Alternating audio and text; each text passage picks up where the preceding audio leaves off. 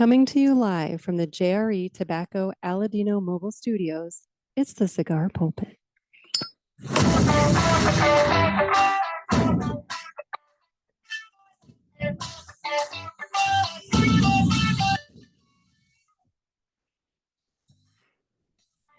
Hello, everybody, and welcome to another sermon from the Cigar Pulpit. I'm the Bishop of the Burn, Nick, and with me we have the lonesome traveler, the guy that's he's been gone for a while, but he's back now. Trey Mac, Shipley. How the hell you doing? Good, man. I got my jazz hands ready. I see that. Now, correct me if I'm wrong. Have we had you on the show since you became the director of sales at Aladino? Whoa, whoa, whoa, whoa, whoa, whoa. Be very careful. Okay. I'm not the director of sales. I thought that was your title. I'm the manager. Oh, I thought you were a sales director. That you have no idea what shitstorm you just thought. You have no idea. Oh, okay. Well, I'm the national sales manager, but to me it's the same fucking job. It doesn't matter. I mean, whatever. There was a press release. You got some attention there for a minute. So I did. Hey, I did get on Half Wheel. Yeah. You did. When is the seventh month import number is going to be on Half Wheel? I'm so tired of that shit. I'm just wondering. It's like instead of quarterly reports, we've got 5-month reports, 4-month reports. Stop it.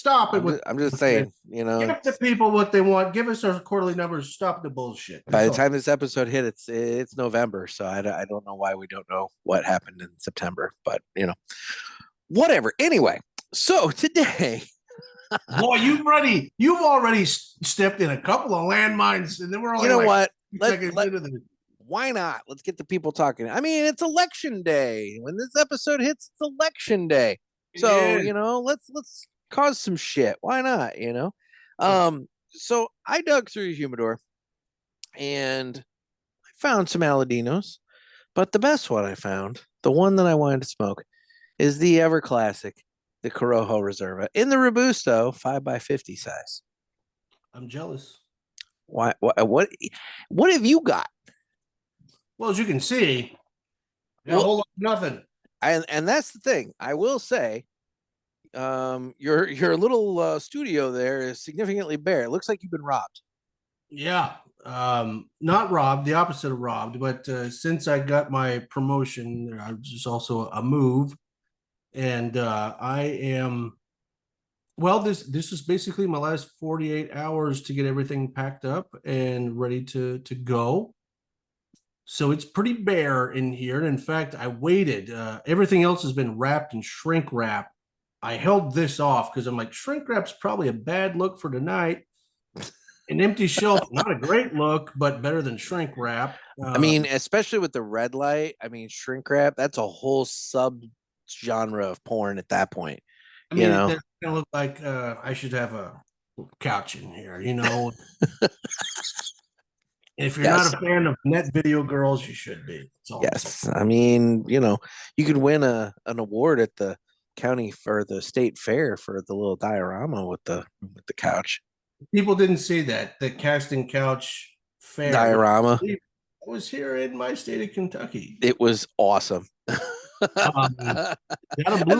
gave them the ribbon and then took it back when they found out what it was. They didn't know what it was. If we're like, that's a really good casting area you put together. They didn't realize it was a straight model of the casting couch. I don't see why that should matter. If it won the award, it won the award. Yeah, obviously he did a better job. Who cares? That's what I'm saying. Young man was inspired. Well, could have been a young woman. I don't know. But you don't know. Ambitions are ambitions. That person was inspired, and they did a great job. They did. It was a beautiful work of miniature art. I don't know. I don't even know if it was miniature. I mean, it looked like it was like a little diorama. Well, I guess what I'm saying is, being in the Matrix and all, now I'm wondering if that was the actual casting couch. I mean, I don't know. I mean, but if you're into miniatures, St. Louis has a miniature museum, and it's right by Bevo Mill. I took a tour of that. If you like doll houses, it's basically a giant museum of doll houses. I've never met Ellie Nova, but I've seen her online. I assume that she's real, but I've never met her. So how do I know that it's just not a miniature set full of CGI? I don't know. It might be. So what are you smoking tonight?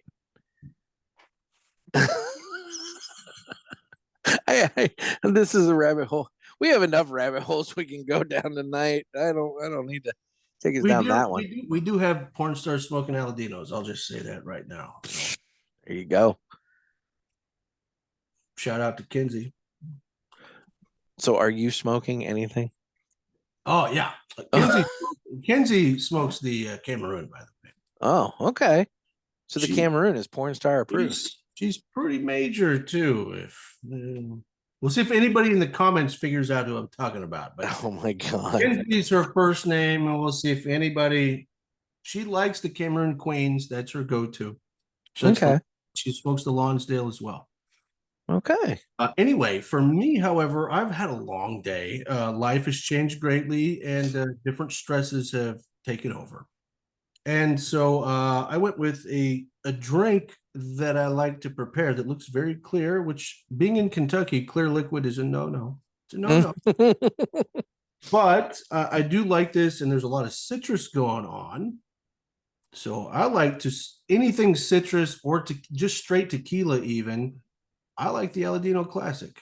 Ah, there you go. It's got a subtle citrus note in the back that you kind of forget. But if you pair it with a nice Blanco tequila, usually it pops. There you go. Okay. That's what I want.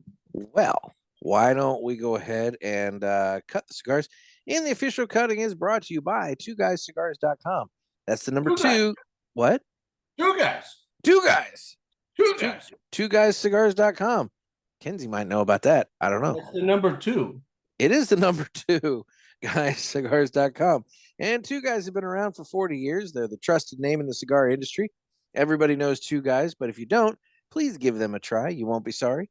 Family owned and operated. Twoguyscigars.com does the very best to provide a great selection. They have all the Aladinos. We got everything that we're smoking tonight. You can get there. Fair prices and excellent customer service. So please go to twoguyscigars.com for your next cigar purchase. Tell them that the Cigar Pulpit sent you. And remember, that's the number 2, guyscigars.com. And with that, it's time to go ahead and cut the cigar. So I guess while we do while we light this guy, we can listen to the greatest commercial you've ever heard. Oh, please. Some say cigars are all the same. It's just not true. It's you I have to blame. Well, I don't know, because what I know, there is a cigar called Aladino. Corojo. Aladino Corojo. Aladino Corojo. They say authentic, so we're not confused, while the others say it's a word that's just abused. I guess that's so. They can't compete. At least I'm sure Aladino can't be beat. Corojo. Aladino Corojo. Aladino Corojo. Aladino Cigars use authentic Corojo tobacco from JRE Tobacco. This is the greatest commercial you ever heard. Yeah. You know, I did the count on that at one point. I can't remember now what the final number was, but they don't say Corojo nearly as much in that as you would think. But it gets stuck in your head. Oh, 100%. It's in there. Corojo. Aladino. Corojo. It's also one of those commercials that you don't realize how long it is when you listen to it on the Authority, but when you listen to it here and it's like, you know, just the only commercial. Oh, it's long. It's a minute 16. It just, that kazoo just goes forever and ever and ever. It was the worst, greatest idea of all time. And I love those guys. I love the whole Two Guys Smoke Shop is the shit. They did announce the dates for the New England Cigar Expo next year. That is September, I believe, 12th and 13th. You know what? I'm saying that, and I probably ought to know for certain. 12 sounds right. Let me just bring, there we go. September, 12th and 13th. It's a Friday, Saturday. And I'm going to say something. It may come across as a little controversial, but it's just one of those things that's true. Putting it right by September 11th is fucking brilliant for anybody flying in, because air flights rates are way low because nobody likes to fly that week. Just saying. Don't get me started on this bullshit. I'm just saying. Show me the plane parts. Show me the plane parts. I can save some money on the flights because of the weekend they chose. That's all I'm saying. Thank you, George Bush. Anyway, I don't know if in the future, if you ever want to have a 9/11 podcast. Oh God. I'm down, but just know where it might go. Yeah, there's just a few red, third rails that I just don't know if I don't want to, touch. And that's just one. Well, you're afraid of the important shit. I got you. That's one of them. I just yeah. That'd be like somebody in what would that be? When was so that would be like somebody in 1984 being like, oh, I don't want to talk about the JFK assassination. Don't want to do it.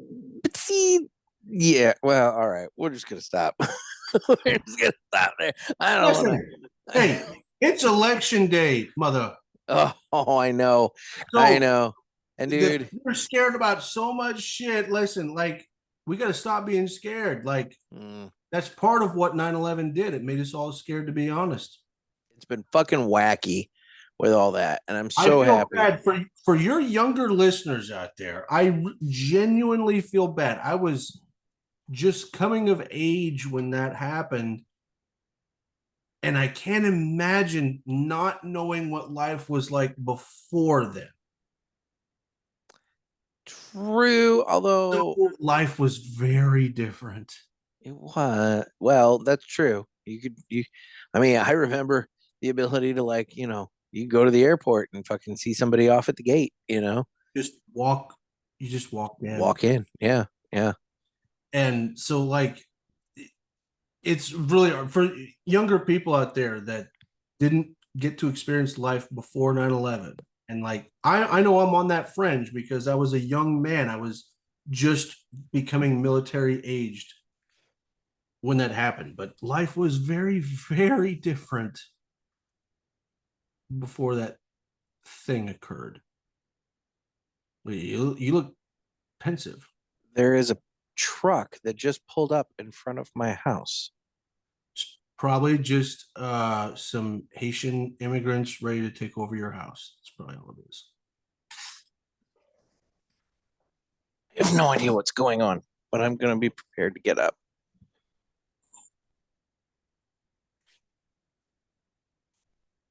And I can't see because it's fucking ring light. Eating the cats. They're eating the dogs. What is going on here? Nick is really on fucking. How you doing?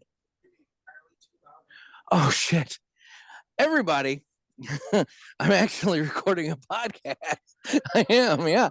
It's my buddy Matt. He just swung by. Come on, come over. Matt, you scared the shit out of me, dude. Matt, get over here. He can't hear you because you're on the Zoom. But anyway, so Matt, at some point you're gonna have to come by and we're gonna have a cigar. Absolutely. Okay. I'm up for it. All right. Yeah. No, dude, I couldn't find. I saw the truck or the car or truck or whatever, and the freaking ring light here's blinding me, and I'm like, "Who the fuck is that?" Yeah. Yeah, I know. I'm like, "Oh shit." Good to see you, man. Same here. Yeah. All right. Yeah, I would say I'm around. Yeah, I'm around. If you see my car in the driveway, I'm here.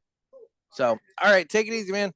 Give this whole thing a test drive. Oh, there you go. What are you driving? 79 Dodge. 79 Dodge. Look, I heard the rumble. So, That's it's a pre 9/11 vehicle. All right, take it easy, man. Back when cars were cars. That's I was before. gonna say back when you could work on a car, and actually like. Don't even get me started on that. I've had to deal with that. Oh my God, fucking computers and cars, man. Everything's so goddamn complicated. And just being able to change anything. I got fucking fat hot dog fingers. I can't get my hands in that fucking engine and actually get to things. Engine.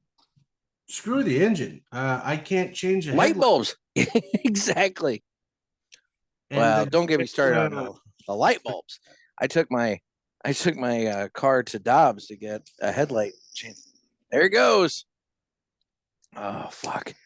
Okay, now that he's gone, he scared the ever living fuck out of me, dude. Like I'm like, who is this? And I can't see. And I'm sitting here. I got the table in front of me. I'm like, oh my God, what's going on? And oh shit, yeah, you just scared the shit out of me. You're okay now, at least. I'm good. I'm coming back down to earth. Okay, I'm sorry. I don't even know what the fuck we're doing. We're talking 9/11 shit. Anyway, so yes, today is election day. And coming up, one of the things I wanted to discuss, I figured it'd be fun, to talk politics, but not talk. I don't want to talk current day politics because honestly, it just bores me. It's a landmine and it bores me. But you and I both have some prior experience in politics, and I know about me, and I can only assume that you're the same and have a couple of fun and interesting stories that we can share from our time in politics. You'd say that. Yeah. So yeah. So I figure we'll do that. Do the listeners know either one of our experience? You talked about your political experience at all? I was trying to remember that. And I know that I've told people that I worked in politics, but I don't know how deep I ever got into it.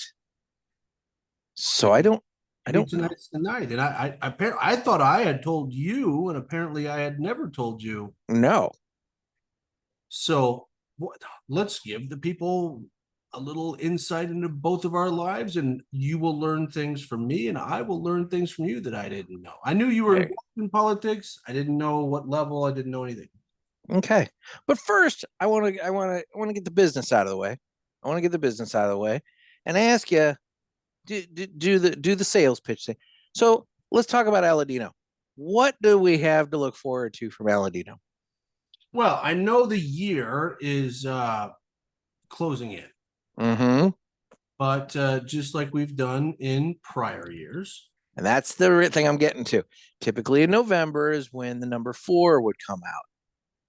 But yeah. I know the number 4 didn't come out last year. Nope. So last year, we actually did 2 cigars last year. We did a very, very, very limited release of what we call the Aladino Limited Edition, which was try to say not too many things, but it was basically our Corojo that we're famous for with an aged Cameroon wrap. Okay. And that Cameroon last year, like the wrappers from the original harvest from many, many moons ago, and just had some old aged wrapper. Let's do this. And we only made 600 boxes of it last year. And even Marvin Shankin at Cigar Aficionado, he smoked a couple, went batshit crazy for it. They gave it a 93 initially on Aficionado. And Mr. Shankin called Justo while I was with him and said, I need a box for myself. Well, there you go. We didn't have it. We only made 600 boxes. Oh, shit. Well, that score went down then. We had to go on a wild goose chase to find a retailer that had one and then buy it personally and then send it to Mr. Shankin.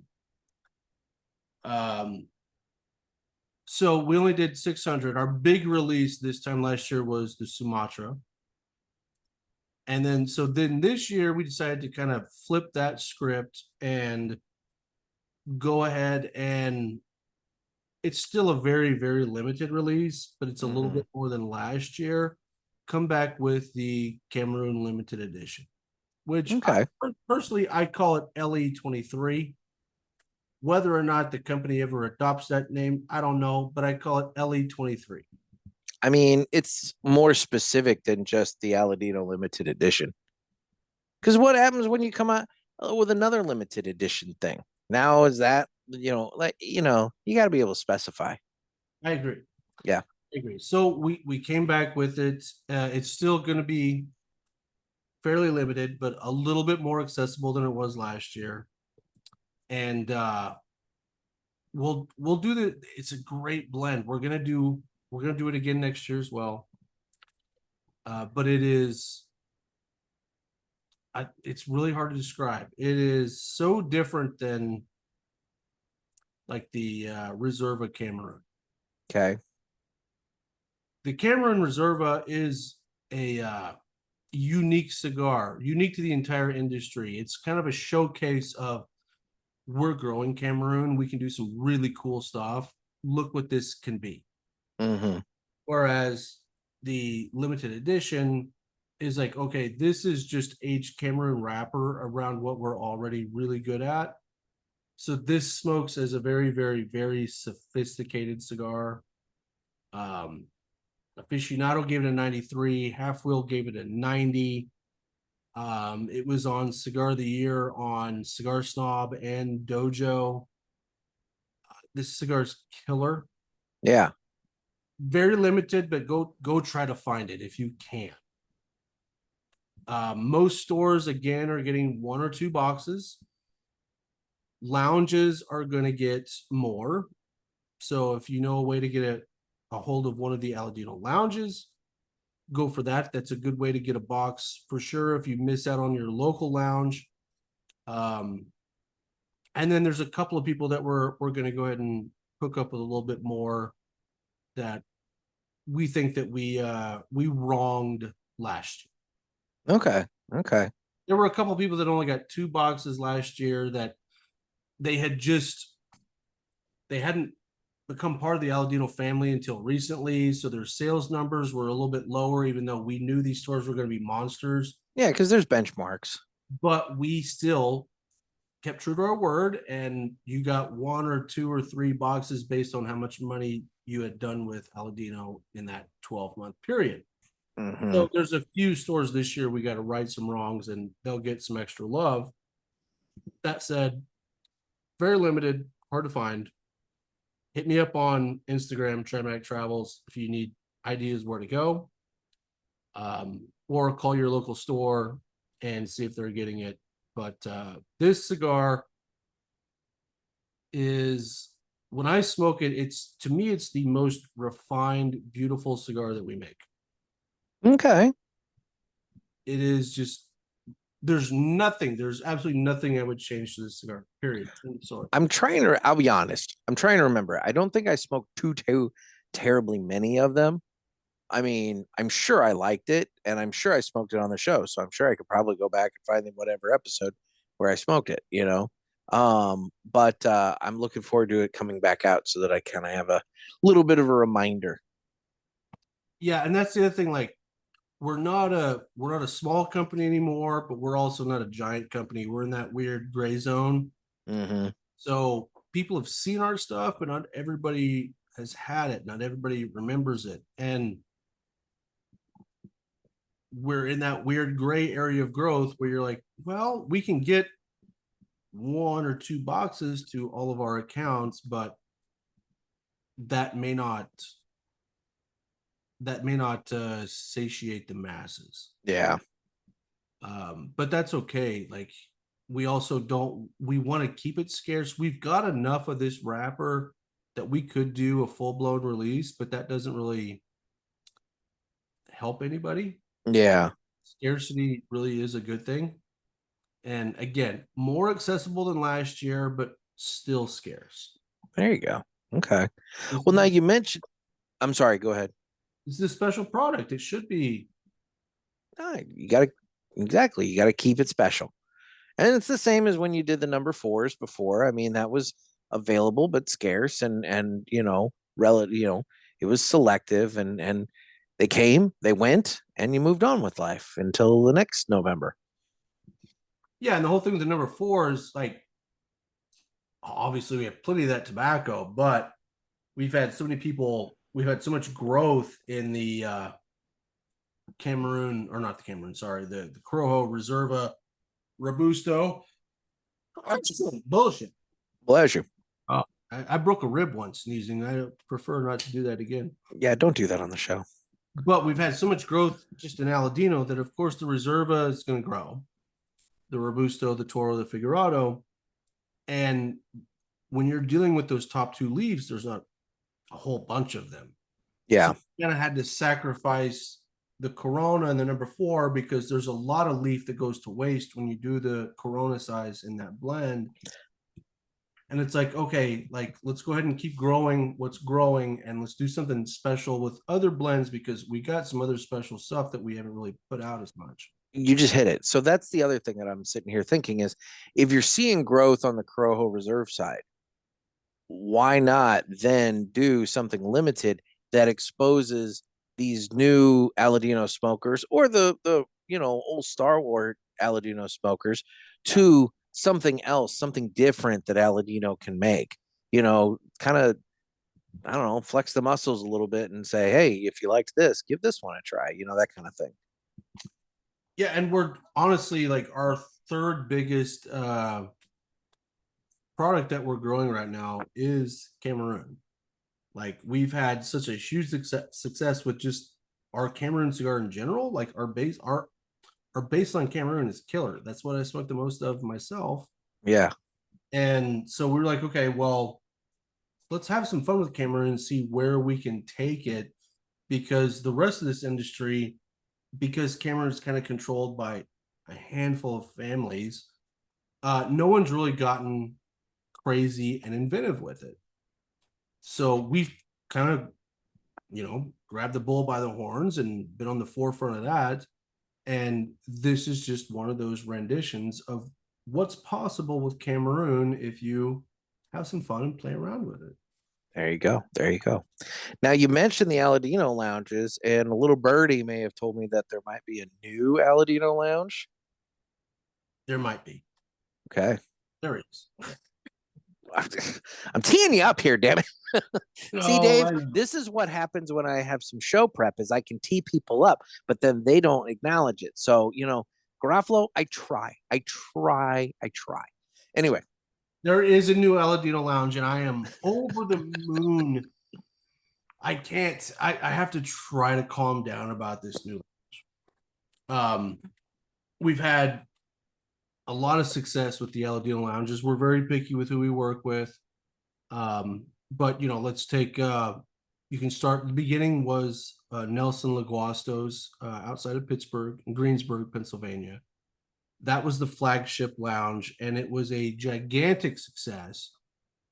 So we're like, okay, let's take the way we put this contract together and the model that we created and try it somewhere else.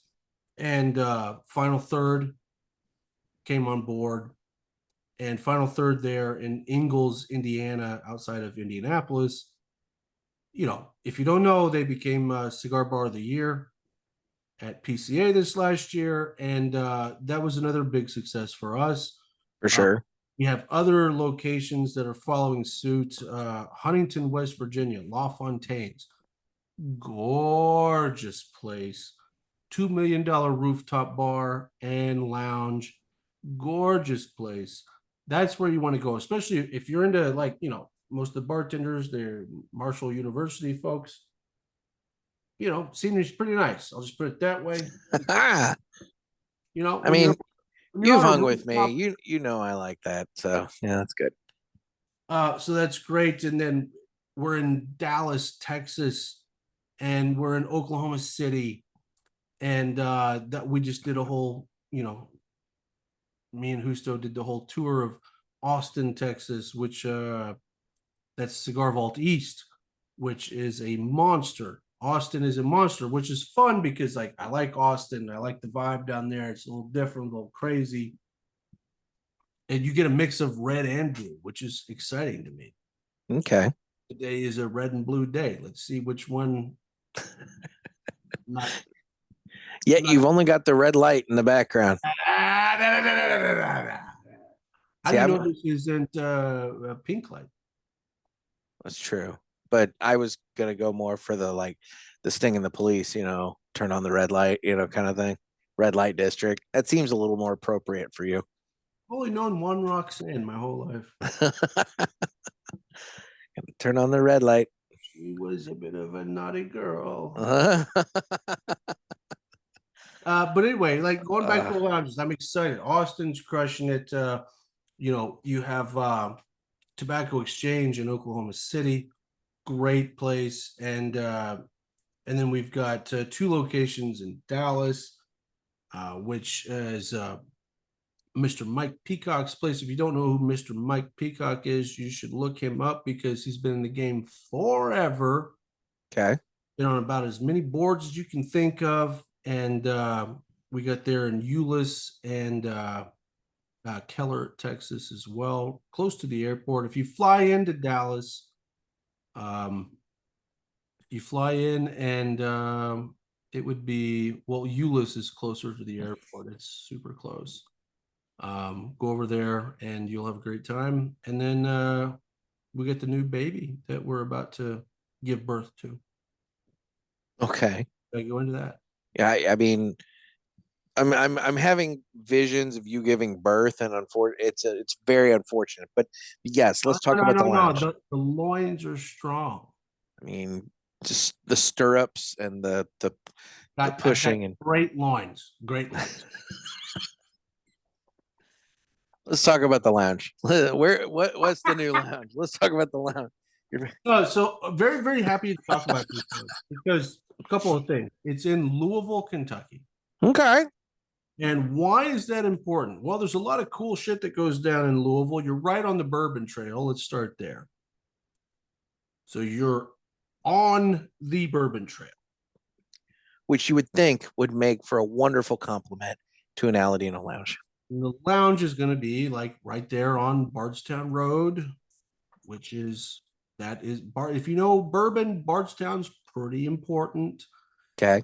This is where things start. The history is phenomenal. And also the tobacco history in Louisville is phenomenal. They had the Louisville Tobacco Company, which was monstrous. And in fact, went through your neck of the woods, went all the way from Louisville to help me with Corey Frisbee's place there. Oh, Weston. Weston. Yeah. From Louisville to Weston, Missouri, was a big tobacco transport because Missouri and Kentucky, they were all growing a bunch of tobacco, and on the river, it just went back and forth through those and went to the rest of the world. So Louisville's got a very rich tobacco history. That's also where your Kentucky Derby is. So if you like tobacco, horses, and bourbon, that's where you want to be. That's why I'm excited. I'm not going to be here much longer because I love all those things, and I'm saying goodbye. Yeah. That said, I'll be back 4 times a year because we got this lounge opening up in Louisville, and I say all of this to say it's been a damn disgrace. There are good tobacco stores in Louisville. There's no lounges. Really? It's is that a legal thing? Yeah, it's a legal thing. Okay. No more, my friend. No more. No more. It's been fixed. Well, there's ways around things. You just have to work with politicians. Like today's election day. Anything. You have to figure out how to work within your political. And I don't know about your stories, but I can guarantee you when we get to my stories, you're going to find out that they are deviant motherfuckers. And, you can work with them. Let me tell you. Yeah, this goes for everything in life. It's not just politics. It's not just cigar stores. Whatever the fuck you do in life, there is a set of guide rails around you. Mm-hmm. There is a system built around you. And you can either fight that system, you can fight it, you can submit to it, or you can learn to work around it. There you go. And we're lucky enough to be partnered with some people that we've known for a long time. In fact, this owner was at the farm before I was. Okay. Long time Iroa friend. And it will be the Louisville Cigar Company. They will be opening up very, very, very soon with like this month. Oh, shit. And it's going to be a game changer. And the hope is this is how cool this owner is. His whole thing is, I don't want to figure out the ways around these laws and to work with the politicians to be the only cigar lounge in Louisville. He wants to open it up for anybody to come in. He wants to change the game and make Louisville what it should be.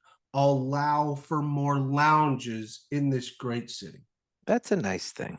And you know what? When you do it that way, you're going to grow regardless. Well, yeah.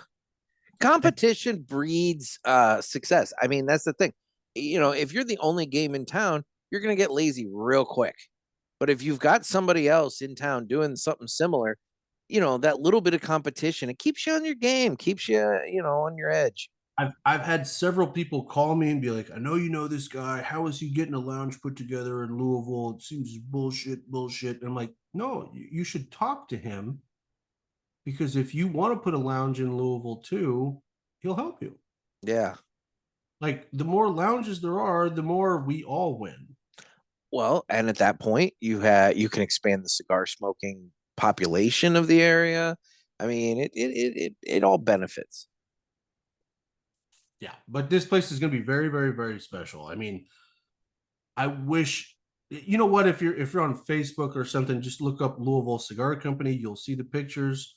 I'm super excited. It's super fun, beautiful. Main drag, and I'm just going to allude to this right now. There might be a yearly thing that we do out there that will be really fun. I mean, I can think of one thing that you definitely should be capitalizing on every year. Tell me. I mean, the Derby. Yeah, in fact, the place right next door to the lounge is like a historical house, and that rented out for $35,000 for the Derby. Yeah. That's the type of, you know, when you Louisville during the Derby, you have literally princes and princesses and Yeah. fly in for the week and yell at horses and throw money around. Like, it's a big deal. So it sounds like a place where a cigar lounge could do a really, really kick-ass, really high-dollar party. We are also, the shop is also at the very end line of the annual St. Patrick's Day parade. Oh, well, that's nice. So imagine finishing the parade or watching the entire parade. You get to see the end. Yeah, from the cigar lounge. Or you're in the parade and you get done and you hop in and get, and it's not just a cigar lounge, it's also a bourbon joint. Nice. You're done with the parade, you come in, you have a drink and a smoke and have a great time, or you would just enjoy the entire parade, drinking and smoking and watching, you know, as things finish. It sounds perfect. It's gonna be awesome. Sounds Louisville perfect. Cigar Company, look them up. Okay. And get ready. And yeah, I think there's a way for us to make this like sort of an Aladino yearly thing. So if you're a big Aladino fan, just wait. We'll have something cool for you in the future that you could attend in Louisville, Kentucky. Well, you know, I'm Googling it. I'm Googling it. And Louisville's 3 hours and 45 minutes from me. So it's actually closer than Indianapolis. So, you know, just putting that out there. And I'll just say this, like, we're into experiences. You know, Aladino is great. We stand by our tobacco. We don't have to worry about that. So if we're going to do like some sort of like cool festival, why don't we make it an experience? There you go. So the Bourbon Trail is right there. That's all I'm saying. Like, we might be hooked up with some cool bourbon experiences to go along with Killer Time. And I don't know, perhaps in the future, that's something we all work together on. I don't know. I think that's a grand and fabulous idea. Now, speaking of experiences, you're all over the place. Oh, Lord. Yeah. I got to get used to this, to the new norm. Yeah, Are you alluding to my schedule? Is that what I am. Yeah.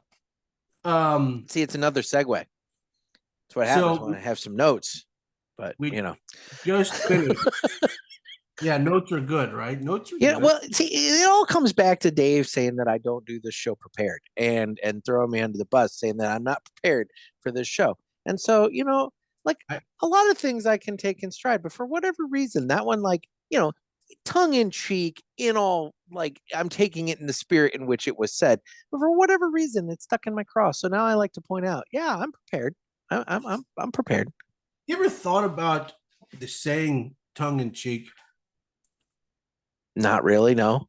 Does it mean tongue and cheek, or does it mean tongue in cheek? I thought it was tongue in cheek.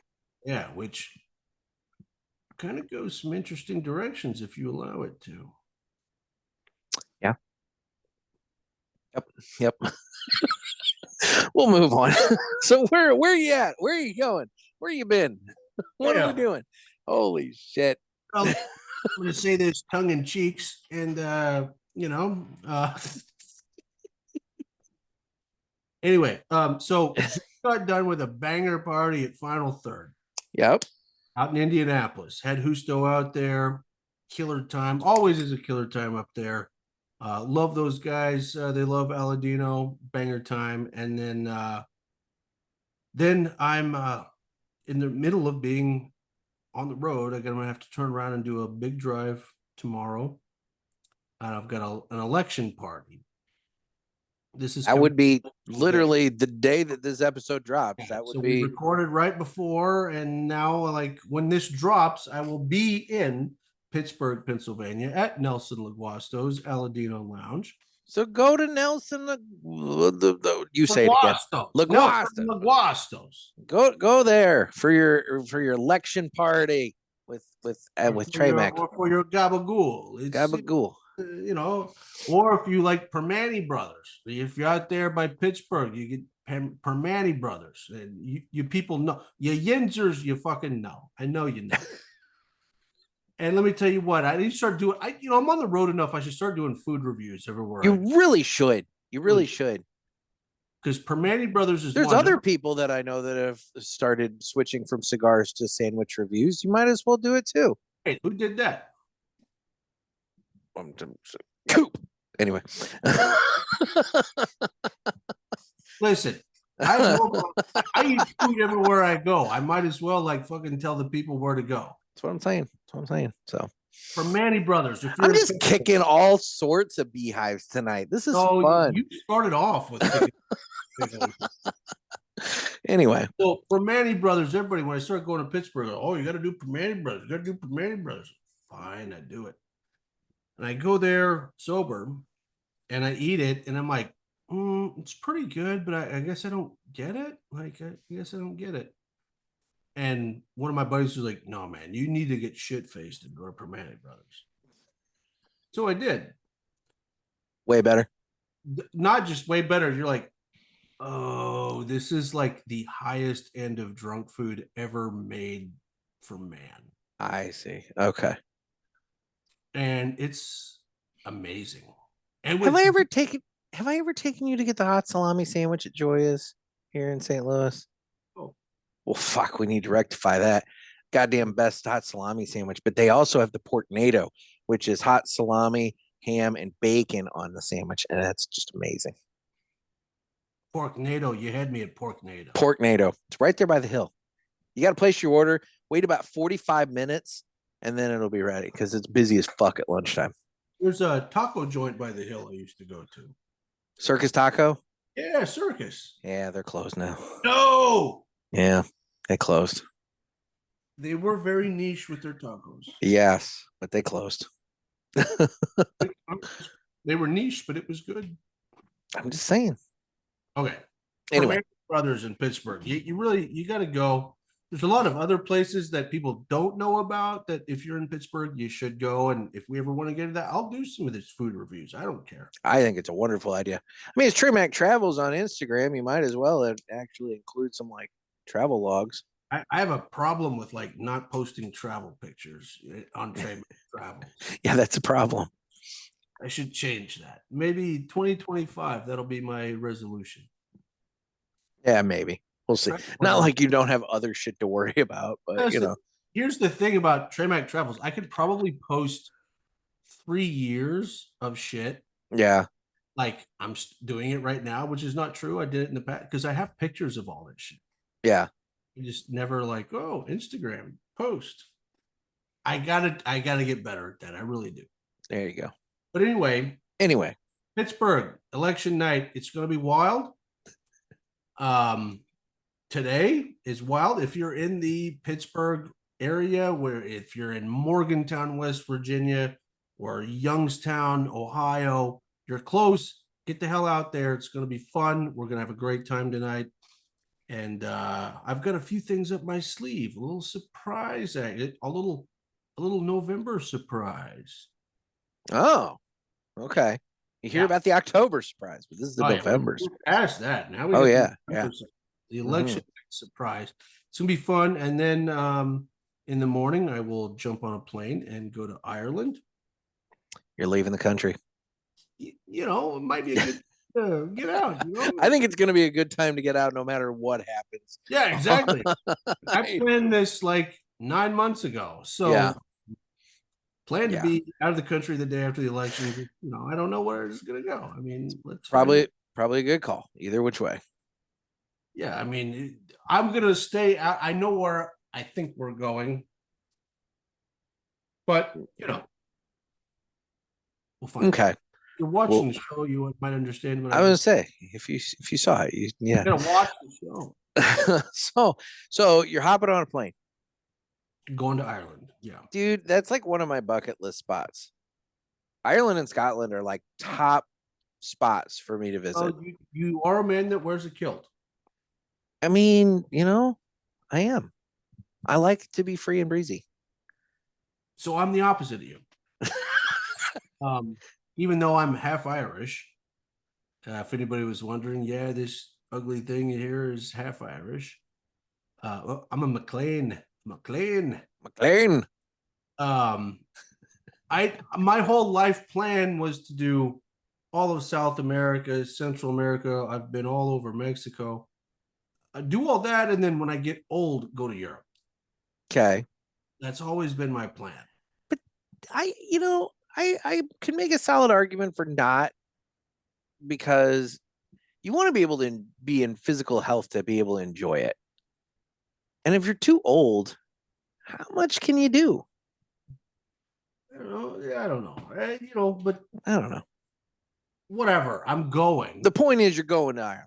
Yeah, and it all came about like, almost a year ago, sitting around in Pittsburgh with a bunch of Irish. I don't know if you knew this, but like St. Patrick's Day in Pittsburgh is You've told me about this before. Bigger than like Chicago. Huh. It's insane.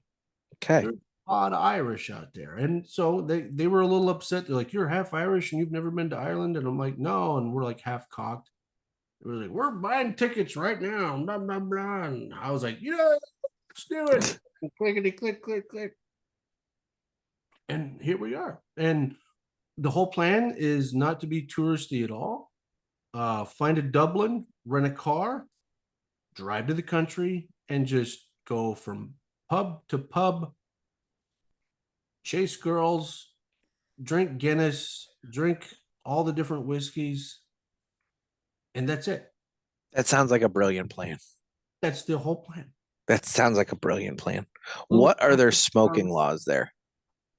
Well, I'm going to find out. I was going to say, you might want to know before you go. Oh, I'm going to be smoking stogies. I mean, we'll see what they think about it. I'm just saying, you might want to know before you go, just so you're aware. We'll do a show after I get back and I'll report. Oh, definitely. Definitely. Yeah. No, I need to know. Because the idea of sitting around a pub that's like older than anything in the United States and having a beer just sounds amazing.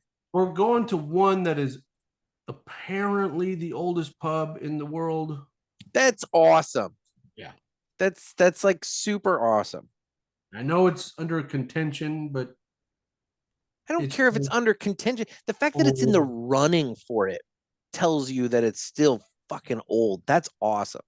Yeah, we're doing that. Yeah, no, that's a lot of fun. So that's really the whole plan. Just pub to pub and see what kind of. I like Irish girls, so I'm pretty excited about this. The lasses. Gotta love the lassies. One of my boys told me, like, not only should you start like a like a food blog or whatever, because like, oh God, all this food, and I know the first thing I'm having the first morning I already know what I'm eating the first morning. Okay. I'm a big fan of blood sausage. And that first Irish breakfast is going to have some blood sausage, boy. Okay. My friend was like, you should definitely start a food blog because you've gone to all these restaurants and all fucking cross country. But, talk about that key lime pie that we had.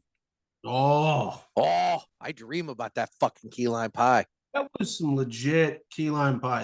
I like lime pie to begin with. Yeah, and then it came out in a square because they do it in a freaking sheet pan instead of a cake pan or a pie pan. It's like, holy shit. But I will say this, since we're on the subject of key lime pie real quick, Ed Sullivan made a key lime pie for me for when I was up in New Hampshire. Yeah. He put some sort of like coconut, I don't remember the name of this stuff off the top of my head.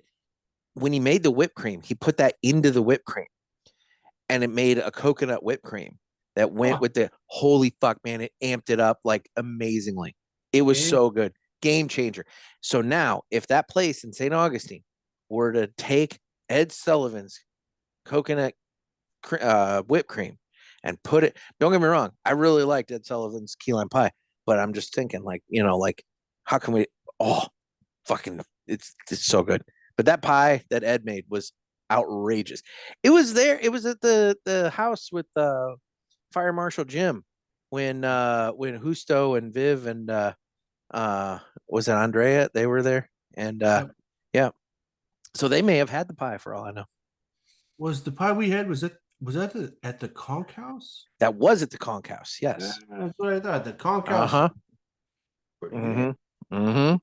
Anyway, I'm sorry. I'm talking about food and pie, but anyway. Hoping to have some hair pie out there in Ireland. Oh, dear God. No.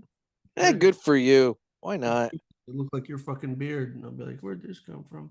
Dude, anyway, why not? But then I come back from Ireland, and 2 days later, I'll be in Chattanooga, Tennessee, at Cigars International doing an event there. Okay. And then I have about 3 days where I hope to move to Florida in that van. Okay. And then the 21st and 22nd of November, I will be doing CI events in Tampa and in Jacksonville. Okay. And so, yeah, we got a string of events here. And then that leads into December, which in December on the 4th, which is a Wednesday, should be me and Husto at Harbor Cigars in Destin, Florida. Okay. Then fly from there to Huntington, West Virginia, to LaFontaine's Aladino Lounge and do an event there on the 5th. I bought cigars at Harbor Cigars in Destin when I was there in July. Nice. Yeah. Great. I asked if they knew you, and they said no. No, because they didn't know me until PCA this year. Okay. And I sat down with the owner and did an order with them at PCA, and I had no idea that a few months later we'd be here, and now I'm going to get to know them very well. Yeah. Great. It seemed like a nice place.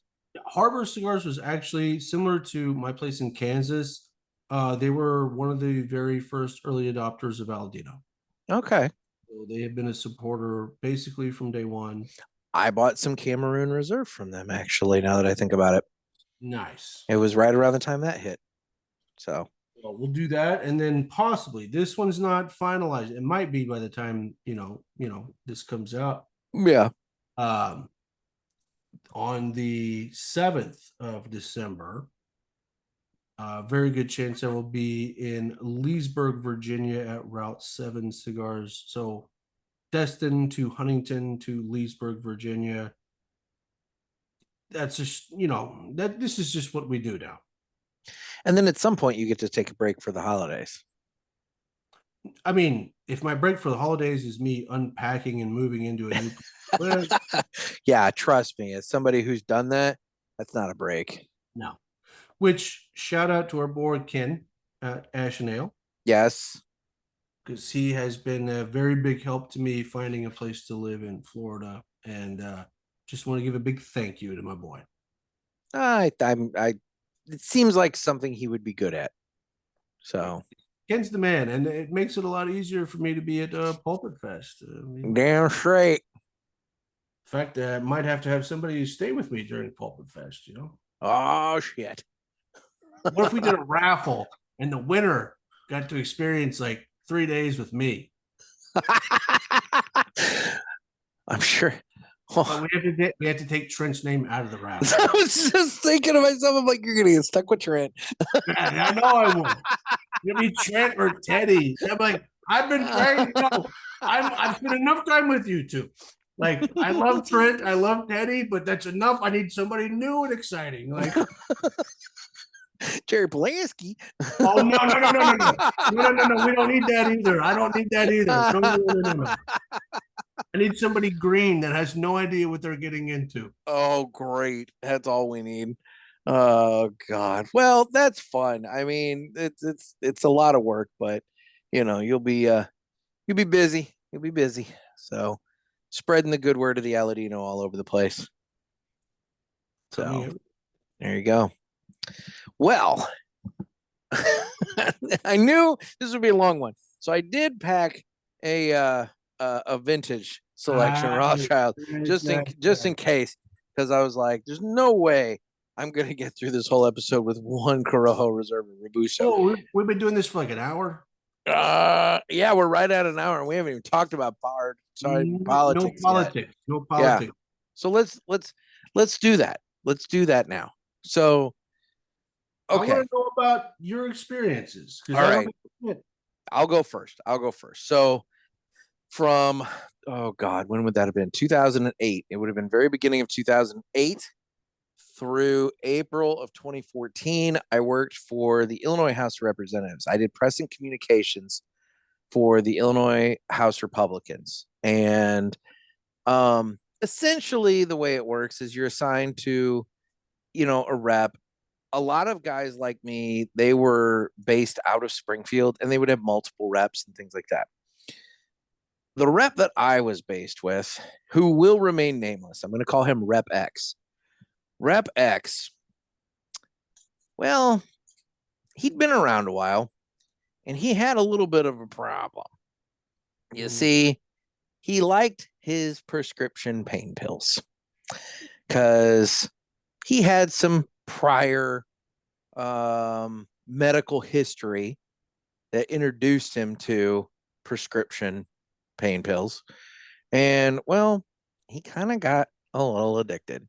Had a little stint at the old Betty Ford and whatever. But he came back and was off the pain pills.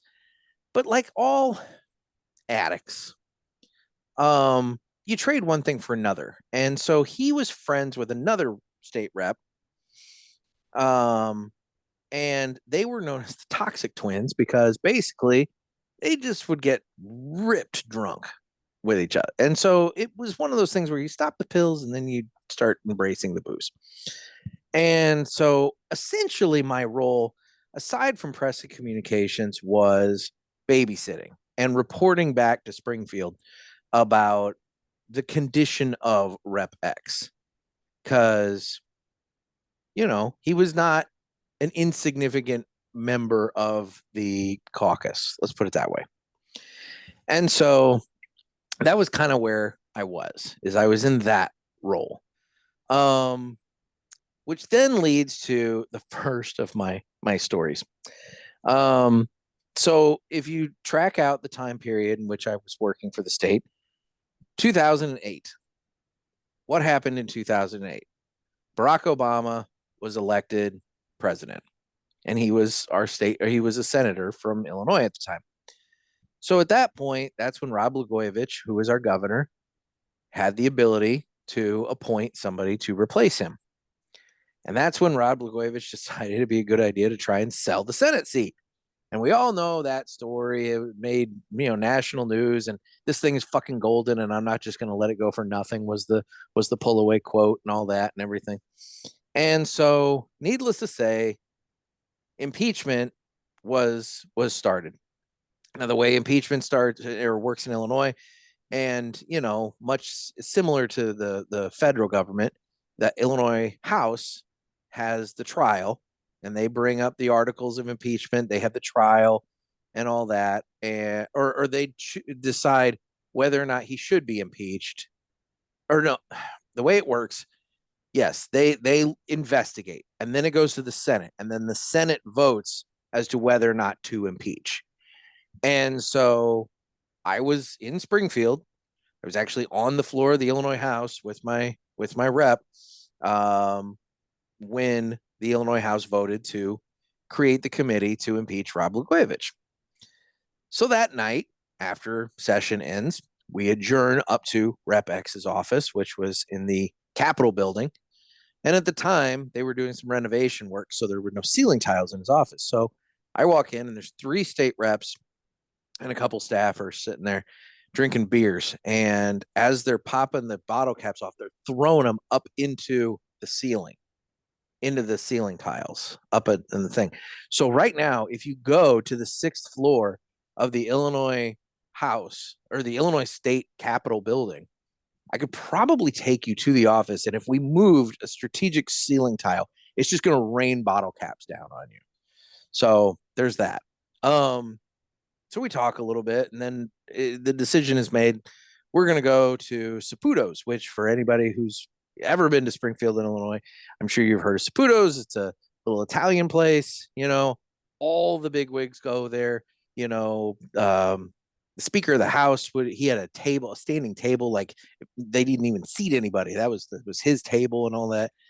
And so we go there. Well, as we're going there, it begins to like kind of icy drizzle, and we're like, oh, we got to watch the weather. Now my brother lived in Springfield at the time. I was going to crash at his place. I had my bag, I had my car at the Capitol building, but I rode with my rep and the other half of the Toxic Twins to the restaurant. Mm-hmm. And the thought was, after we were done eating, my rep would take the 2 of us back to our respective vehicles, and we would move on with our evening, and he'd go to his hotel, and that'd be that. Well, my rep decided he was going to drink entirely too much. And so now, as we're leaving, I'll call him Rep Y, the other half of the Toxic Twins. Rep Y says to me, hey, you need to go get the car. And I'm like, dude, Rep X dropped us off at the door. I don't know where he parked at. So Rep X comes out. He's like, I'll go get the car. And he goes running off. And we're like, what the fuck? And he comes a few minutes later, comes screaming up, opens up the door, get in. And mind you, it's been icing this whole time. Okay. So there's like a fairly decent layer of like ice pellets all over everything. So we're like, oh, fuck. So we get in the car. I'm in the back seat. Rep Y is in the front seat. And Rep X is just driving like a bat out of hell. I mean, it felt like we were doing 100. It was probably more like 50, 55. Mind you, on 25-mile-an-hour streets in the downtown of Springfield on ice. Okay. So like, I mean, we're white knuckling it, and he's coming up on red lights and braking at the last minute. And we're like, oh, fuck. It was harrowing. So then we get near the Capitol building, and Rep Y is like, hey, you gonna take us to our cars? No, you motherfuckers are drunk. You got to go to the hotel. Sleep it off. You can't drive. And we're like, we're fine. Like, I no, think maybe. we're fine. He's like, no. You got to sleep it off. So he hijacks us and fucking takes us to his hotel. Now, I know what this dude's pulling down. Okay. I know what he's pulling down. I've seen his house. I know what his wife does. You know, I mean, I know what he's pulling down. And he pulls up to the fucking seediest place in Spring, the Route 66 Motel on the south side of Springfield. And I'm like, this is where you stay? And he goes, yeah, I gotta keep within the budget. Keep within the budget. So we go inside and he goes to the front desk and he's checking in and he's telling the guy, like, yeah, I need an extra cot rolled to the room. I need an extra cot rolled to the room. So cot. You said cot. Cot, C-O-T, because there's 3 of us, you know. I need a cock. Extra cock.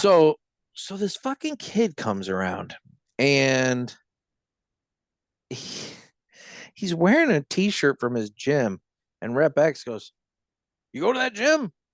Kid's like, yeah. And he goes, did you steal that t-shirt? And that's when Rep Y goes, Jesus, just because he's black doesn't mean that he stole it. And I'm like, oh, motherfucker. So now we get to the room and they set up the cot, or the kid sets up the cot. He leaves.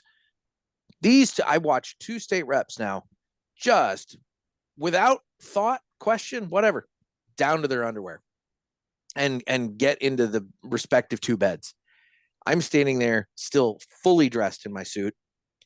All I do is I take off my jacket and I use that as a blanket and I lay down on the cot. I still have my fucking shoes on. I have my tie.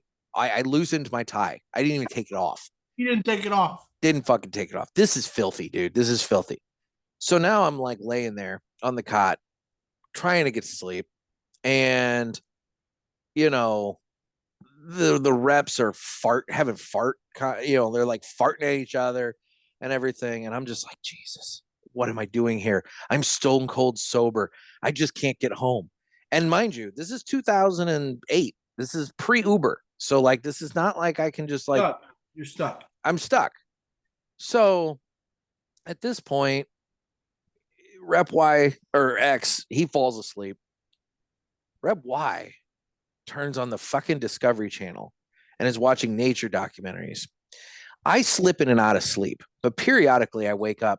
And finally at like 4 a.m, I wake up and I hear the lioness hunts the prey on the Serengeti, blah, blah, blah, and all that. And I look over and motherfucker Rep Y is still in bed, just laying there wide awake. Wide awake. Wide awake. And I'm like, so I kind of like move and he goes, are you awake? And I'm like, yeah. And he goes, take me in my fucking car. And I'm like, okay. So I get Rep X's keys. We fucking leave. I get to the car. It's fucking icy. So I'm scraping the fucking thing, you know.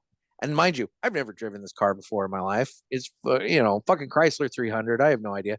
So like, we're trying to figure out how to fucking start it. We can't figure out how to fucking start the goddamn thing. So he calls, wakes up Rep X and is like, how do we fucking start your car? And he tells, so then now I drive him to his car. I go to my car and get my grooming bag because I don't have anything. I mean, I have literally nothing. I don't even have my toothbrush, right? So I go to my car and then I drive back. And then I proceed, still in my suit, to lay down above the covers on the bed that Rep Y was using so that I'm at least off the cot. And by this point, about an hour and a half later, the alarm goes off. Rep X gets up, gets in the shower. He comes out wearing blue tighty whities and puts his leg up, one leg up on the fucking, on his bed and kind of just like starts like rubbing like his inner thigh. And he's looking, he goes, these look like bed bug bites to you? I'm fucking out of that bed faster than lightning, dude. I mean, immediately up and out of that bed. And I'm like, I don't know, sir. I've never seen a bed bug bite. And he's like, fucking itches. And I'm thinking, that's your crotch. I don't want to know about anything itching down there and all that. Dude, by the time he got dressed and I got him to the Capitol building, which mind you, he's hung over like a motherfucker. He is covered head to toe in fucking bed bug bites. I mean, just covered in bed bug bites. he had a meeting with some railroad executives that day. And so I dropped him off at the door and I called up to his office and I told his secretary, I'm like, you got to cancel all of his meetings. I'm like, he's covered in bed bug.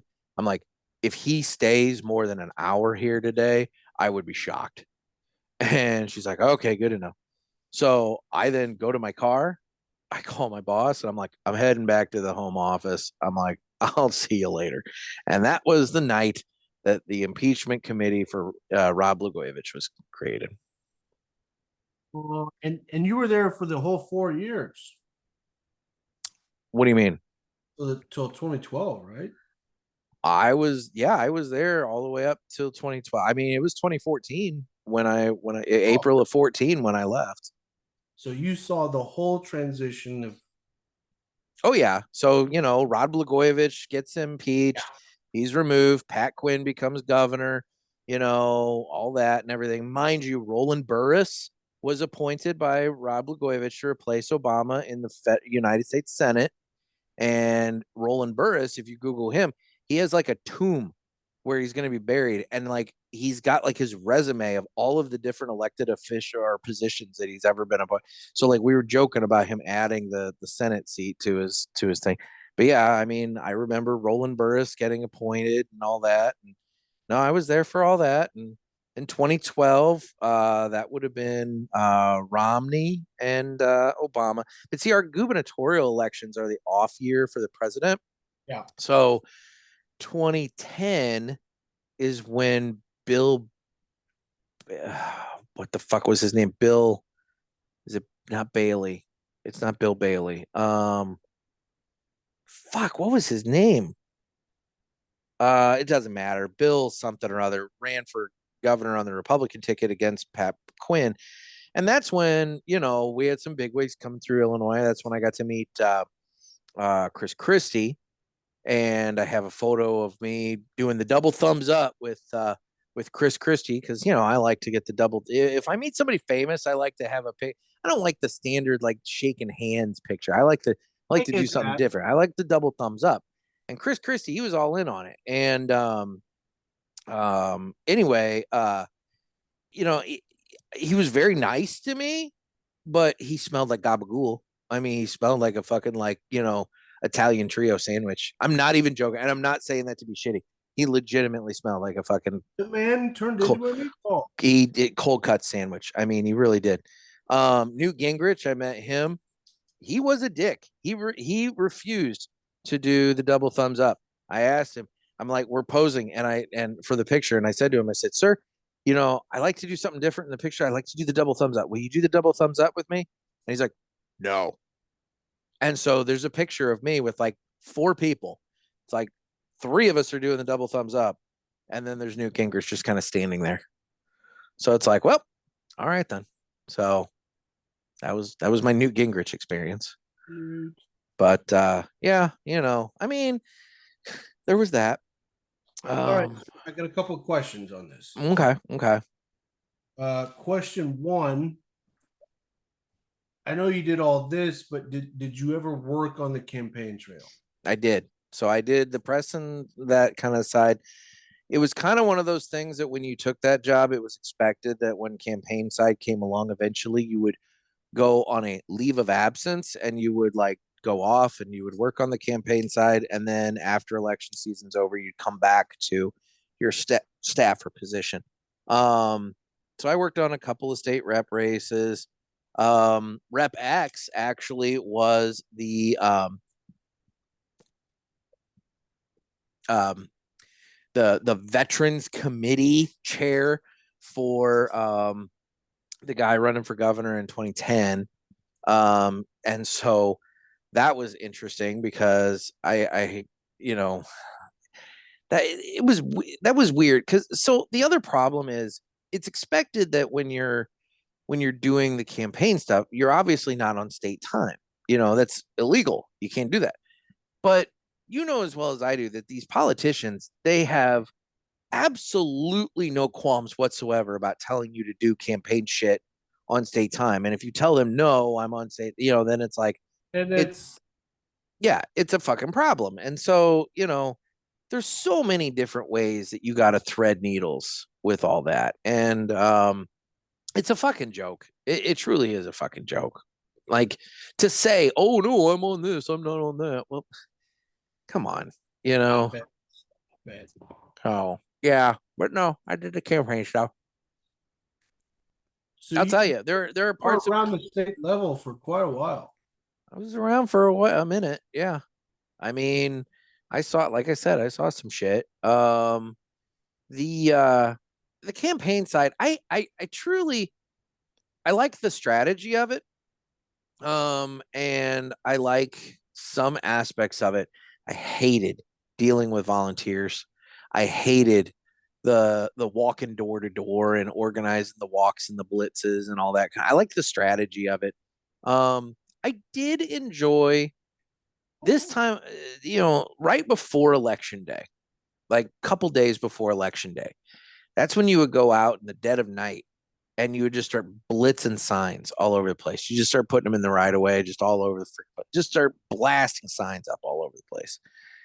And that was always fun because it was usually like, 2 or 3 of us, and we'd get in the car and we'd fuck around and joke and have a good time. And, you'd pull up and somebody'd run out and they'd fucking plant a sign and, move on. And I'm not saying that they maybe took a sign from a, opponent and threw it in the freaking ditch, and whatever. But like, I'm not saying that they didn't do that, So it was that kind of thing. It was fun, that part of it was fun. But yeah, You're saying you didn't like the volunteers and all that shit. I didn't enjoy dealing with the people. No, because that's where you end up dealing with. It can get very cult like at times. Oh, very, very cult like, but at the same time, Yeah. very interesting thing I've worked on several different campaigns. The volunteers are where I would get real interested, not disinterested. I would get real interested in the volunteers. Oh God. Because you and I both know we always knew there was a fucking traitor. Oh, well, that's true. Now, okay. You know who I found was always a fantastic resource for campaigns? Homeschooled kids. Yeah. If you could fucking somehow manage to get in on the homeschool contingent in your area and they like bought into your guy and they liked your guy, dude, those parents are dumping those kids off for you. And those kids, they'll fucking lick every envelope. They'll do everything. You tell them, hey, go over to this neighborhood and I want you to knock on these doors and, make sure you get the literature in the hands. Those kids are on it like fucking white on rice. I mean, they're crazy about it. But I would still think, like, I all I know is the state that I worked in for campaigning. But I would think it's like this everywhere else. When it came to the volunteers, I was like, there's at least one mole. Well, yeah, you always got to troll. At this point, it was Facebook. You gotta troll the Facebook pages and see, like, how what do they do? I worked on one campaign where it was the opposite of that. We were trying to figure out who the mole was. And we just couldn't figure it out. And I'm like, man, I'm good at this. Usually I can figure this out. Couldn't figure it out. And then finally I go, yeah, I think it's this guy from Scotland. And this guy from Scotland, honestly, of all the people I've ever met in my life, one of the funniest people ever. Yeah. This guy, like, we were going to a presidential rally and he was in line in front of it. This guy was always very aloof, very, like, he worked really hard, but like he always seemed very aloof, which I told my buddies, I'm like, I think that's the mole because he's really good at acting. This guy seems like he's dumb. I don't think he is. I think he's good at playing dumb. And we were in line to go to this presidential rally and, they're going through your pockets and everything. Uh-huh. And in this Scottish accent, he goes, oh, forgot about the donut. This guy had a powdered donut in his pocket. What the hell?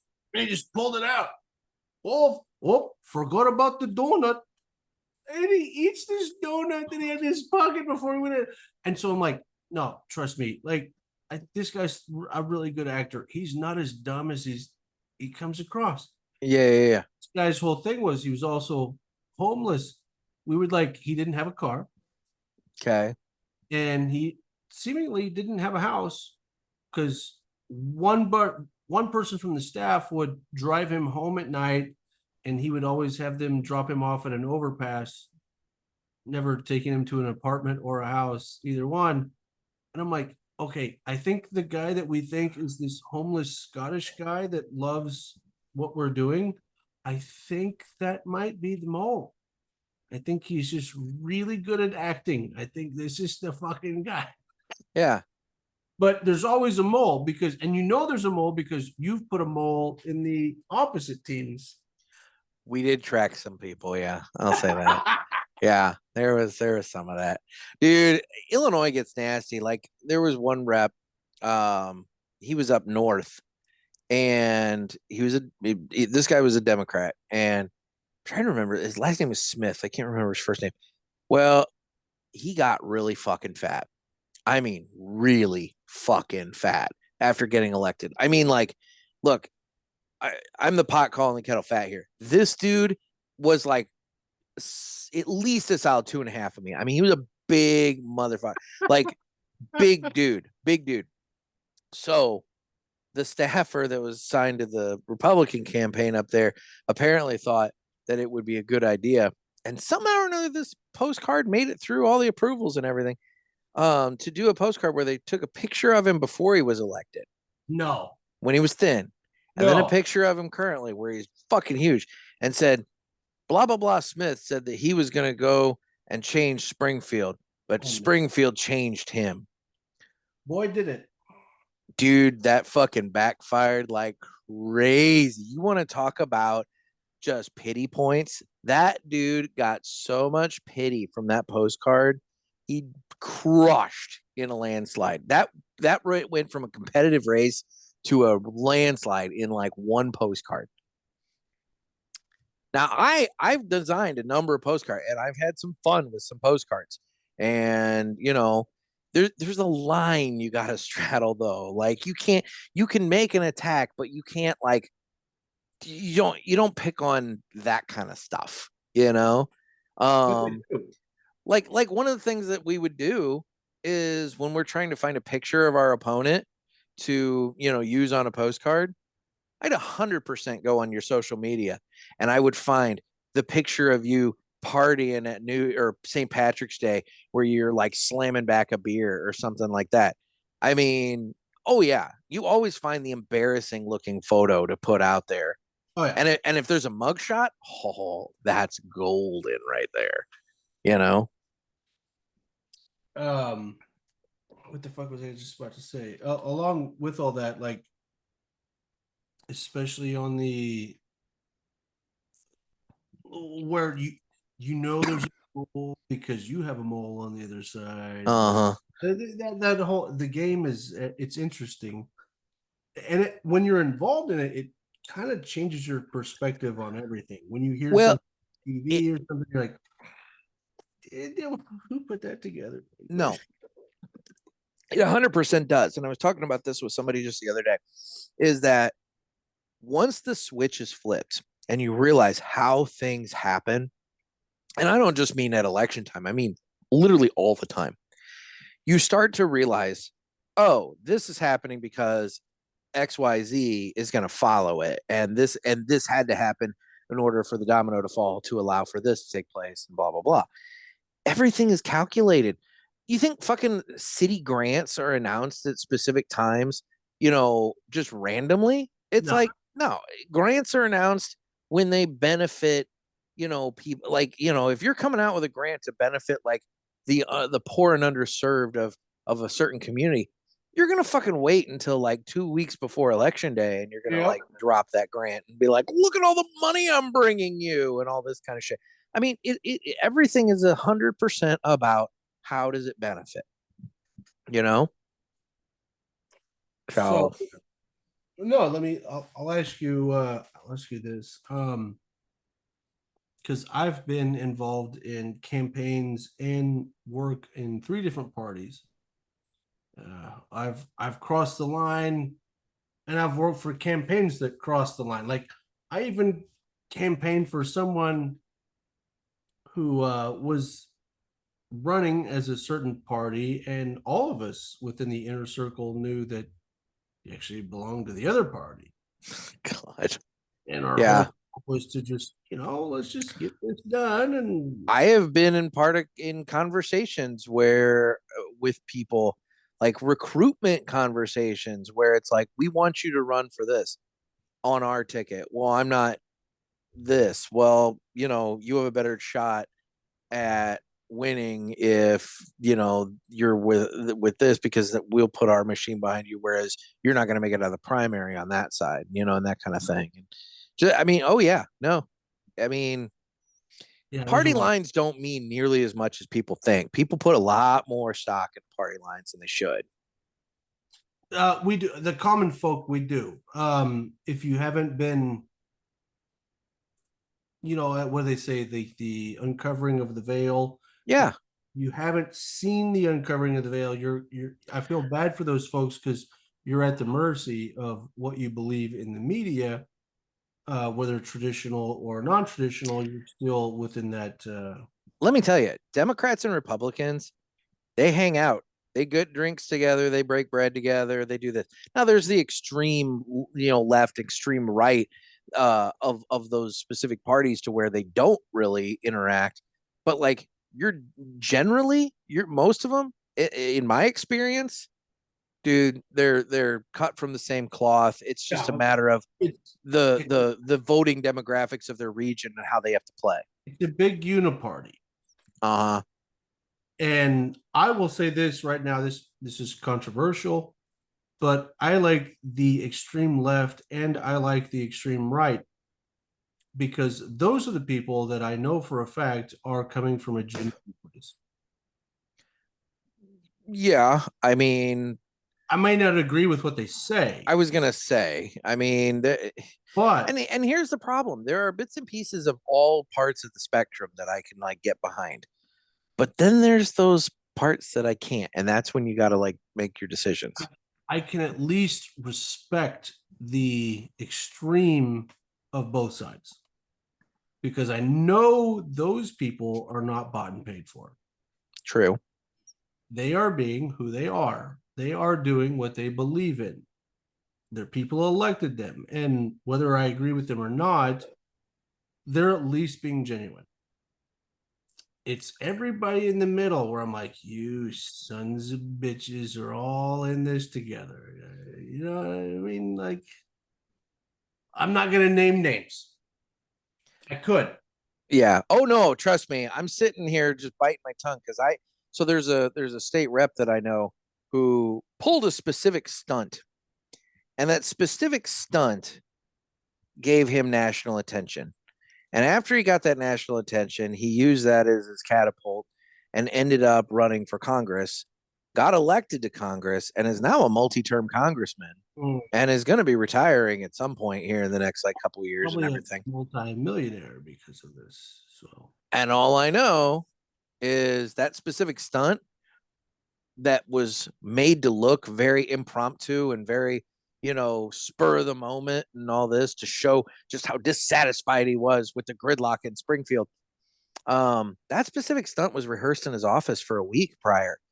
And he actually fucked it up when he did it, but it didn't matter. The point still came across, and, it was what it was. But no, I mean, it was rehearsed for a solid week in his office with his staff and everybody else, talking about, this is what you need to say, this is how you need to say it, do this, do that, and whatever. And so, to be honest, that was my whole thing, is when I got the job in 2008, I had been working for a newspaper, and my now ex-wife, she was working on a campaign for a guy running for judge. And so through her, I kind of got involved in doing stuff. And so when the opportunity came up to do this, I'm thinking, dude, it's good benefits, it's good pay. It's like, let's do it. It was more solid than the newspaper. It's like, let's go do this. And so I got involved, and I bought in for a minute. It's like, you have that little moment of ideology when you're just like, these guys are actually, blah, blah, blah, and all that. And what it quickly dawned on me was, at least here in Illinois, I'm just going to say it, the Republicans in Illinois were just lobbing bombs at the Democrats, just lobbing bombs at all the things the Democrats are doing. And I'm not saying that things the Democrats under Mike Madigan and Rob Blagojevich and Pat Quinn and all that, that they were good things. I mean, there were definitely things to be criticized. But on the flip side, when you ask the Republicans, well, what's your plan for this and this? They don't have any fucking plan. They have no plan at all whatsoever. But they're sitting comfortably in that minority seat, and they're able to just lob the bombs and you know, whatever. And it's just a game. It's like, how many seats can we pick up, you know, and this and that and whatever. It's like the dog that's chasing the car. What's it going to do when it actually catches it? Well, in this case, what are the Republicans in Illinois actually going to do if they actually like get control of the Illinois House or the Senate or the governor? I mean, fuck, we saw what happened when we got governor. You know, Bruce Rauner won against Pat Quinn, and he ended up getting in a 4-year fight with Mike Madigan, and it was utter gridlock. And then he got fucking beat by JB Pritzker, and now we have JB Pritzker as our governor. And that's been fun, let me tell you. So, you know, it's one of those things that you got to be careful when you're just doing that kind of shit. Because, man, what happens if you actually get where you're saying you want to go? And anyway, that's when I got really disenchanted. And I'm like, they don't know what the fuck they're doing. And I started looking for the exit back in 2012. I mean, that's when my friend John and we started looking at newspapers to buy. And then that didn't really materialize. And then 2 years later, I'm a budget cut and I'm laid off, and I move on and, you know, start looking for work. And by January of 2015, he's saying we should just start a newspaper. And by April of 15, I launched my newspaper. So, you know, it's just one of those things. But yeah, it was a weird world. And then I served 8 years on the county board here in my county. And once, you know, and that was also it's a microcosm of the state, you know. Yeah, no, it is. And I'm gonna stop you there. I've got to take a major piss. Okay. But what I'm gonna ask you while I'm doing my business, because the levels are interesting and people need to understand the different levels of government. They do. So why don't you go back to the minor level and tell a story? Because a lot of people, when they think of politics, they think of the grand scheme of shit, which after being involved in all the different levels, I'm like, no, the same shit goes on at all the different levels. It 100% does. You just kind of overlook the smaller level shit when honestly you should pay more attention to the lower level shit. Dude, the lower level shit impacts your life on a much bigger business or regular basis, you know, than anything that happens in Washington, D.C. 100%. Politics is local. So while I go to the men's room, you do that. I would challenge you to tell a story about local level. Okay, we can do that. And then I will come back with my bullshit. But I will hear you because I'm literally going to be like 10 feet away. Okay. But I want to hear. I don't want to hear you though.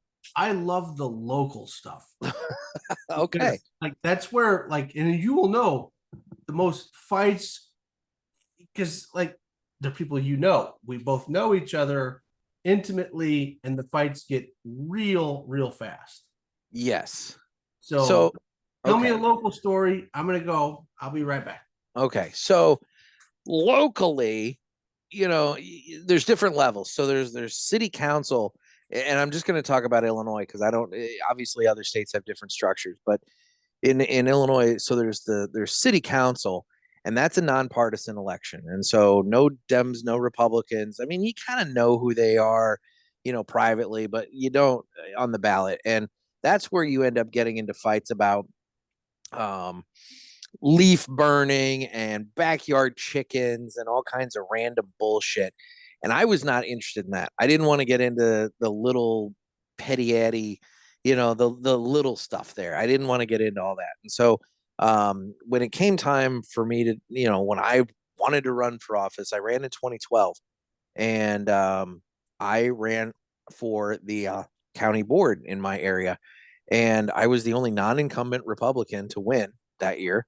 And that was the lowest level where you had a D or an R behind your name. Now, I won, but again, very similar to the state of Illinois, there were 29 of us on this board, and I was one of, I think, 9 Republicans, maybe less, maybe 8. And so, we were constantly outvoted on everything. And that's because also we couldn't even vote as a block. I mean, we had guys that just voted along with what it was a rubber stamp process. They just voted along with the rubber stamp.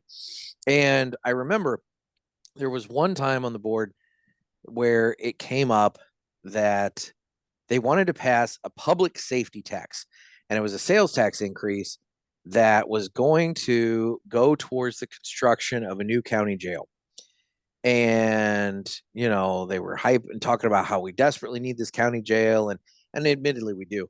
But they had this whole thing about the sales tax increase, and they kept saying, oh, it's going to be for 30 years. Yeah. Or however many years, I think 30, but I can't remember. And basically it was going to fund the jail. And, I read it. I actually read it. And what there was not in the bill, in the ordinance, was a sunset clause. There was nothing that actually that was written down that said that this tax will go away. And as anybody who knows, when you give government an inch, they're going to take a mile, and they're not going to give up a tax. And so when it came time for the board to vote to put it on the ballot, I and one other guy voted no. And we were painted that we didn't want to give the people the right to vote on this and blah, blah, blah, and all that. And so we got out in front of it very early and said, no, the reason we didn't vote to put it on the ballot is because it's not ready yet. There's no sunset clause on this tax. Now, what the county board chairman didn't know is that I had become friends with a guy who worked at a local St. Louis television news station. So I called this guy up and I'm like, you want a story? And he's like, sure. And so he came to Belleville and we stood out in front of the courthouse, and I talked about, they're going to they're putting this tax on you, and blah, blah, blah, and all this. And there's no sunset clause. They can keep it for as long as they want. They're going to promise you a jail, and they're going to end up taking that money, and they're going to do it for however long. And there's no guarantee that it's going to go away. And I'm proud to say that tax actually went down 25 to 75, yes to no. That the people flat out said, absolutely not. Now they've tried it again another time, and it went down by the same margin. So they it's one of those things. We still have the old jail. The old jail is way overcrowded. They release prisoners on a daily basis, daily, but definitely weekly. Every Friday is release day, because at the end of day Friday, they have to be at a certain prisoner count. They can't be over. And the problem you've got is our county is using our jail for the transport of federal prisoners. So let's say when prisoner goes from federal prison A to federal prison B, they jump, and they don't immediately just go straight there. So in this case, if somebody's transferring from, let's say, out east, somewhere out west, they might spend a couple days at St. Clair County. Well, the federal government gives the county money to house that federal prisoner. There's too much money rolling into the county to stop taking those federal prisoners and to keep the local guys that are causing trouble locked up. So what's happening is all the local guys are getting booted to the curb so that the federal guys can stay there and bring money it's a revenue generator. And, so there's that problem, but it's neither here nor there. But anyway, so from county, then that's when it goes up to state, and then from state it goes, and there's different levels within. There's township, there's fucking library boards, there's all kinds of. We have way too many units of government in Illinois, and probably not in every state in the union, but that's neither here nor there. Yeah. So what I just heard that I didn't know, and maybe the listeners didn't know, sounds like both of us have ran for office.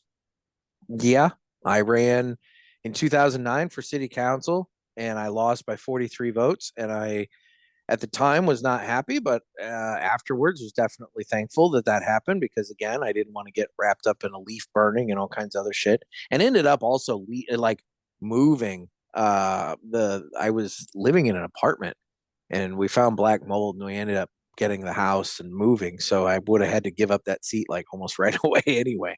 But then yeah, once I moved in 2012, I did the election thing and I actually, like I said, served 2 terms.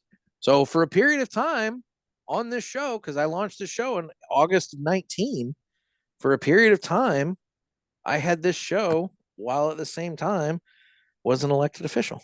We are teaching the listeners a lot today. They're learning. Would you ever run for a larger office? No, I'm done. Once is enough. I'm done. I've done my 8-year tour and, you know, I have had to glad hand and meet this person and meet that person, pretend to care about their, you know, I mean, like, you know, it's a grind. And then you have everybody that feels as though they have every right to know everything about your business and your life and the free and unbridled ability to criticize not just the decisions you're making in office, but just everything. And it gets weird and it's just, I don't care for it. I'm out of it. I'm done. So what did you run for? I was running for state representative when Justo called me. No shit. Mm. Look at you. And that was not by design. I had worked on campaigns for 3 different parties before that. Because for me, it was never, I don't like political blindness, party blindness. I think you need the right person for the certain job. Mm-hmm. So I had worked for multiple parties because it was like, this is the person who needs to be in the office. I don't give a fuck what party they belong to. And I've always been political. I mean, I worked an election in high school because I was old enough. And as soon as I was old enough to vote, I figured I should work an election and do that. For sure. And that got me started. And next thing you know, I'm involved here or there, just kept moving up. And I wasn't planning on running for state representative. I was approached at the cigar shop that I worked at by a current political party. Now, I was dating a girl for like 6 years whose family was very tied in. So that's probably how I got approached. Kind of helps, yeah. Yeah, and it was funny because the party, I belonged to the same party, and their whole line was, listen, the person that's been in power is within our party, but we both know he's on the other side. Yep. And trust me, man, I've dealt with those people and I have been part of the conversations of, you need to run against this guy. And even though I'm in the same party with him, I've been they there. were very worried that he was going to be elected state speaker. Okay. Trending that direction. Now, he had been in power for like 16 years, and they were like, if he gets elected again, he's going to be speaker, and we both know that he's on the other side. So we want you to run. We think you've got the panache to beat him. So please beat him so he's not the speaker. That was the whole point. It wasn't my star to rise. It was to make sure his star died. Okay. And I had people, big time people in the party really pushing for me and fundraising for me. And of course, like they say, politics makes for strange bedfellows. Sure does. At that point in time, when things got real weird, when I was running for office, I was in relations with the head of both parties at the same time.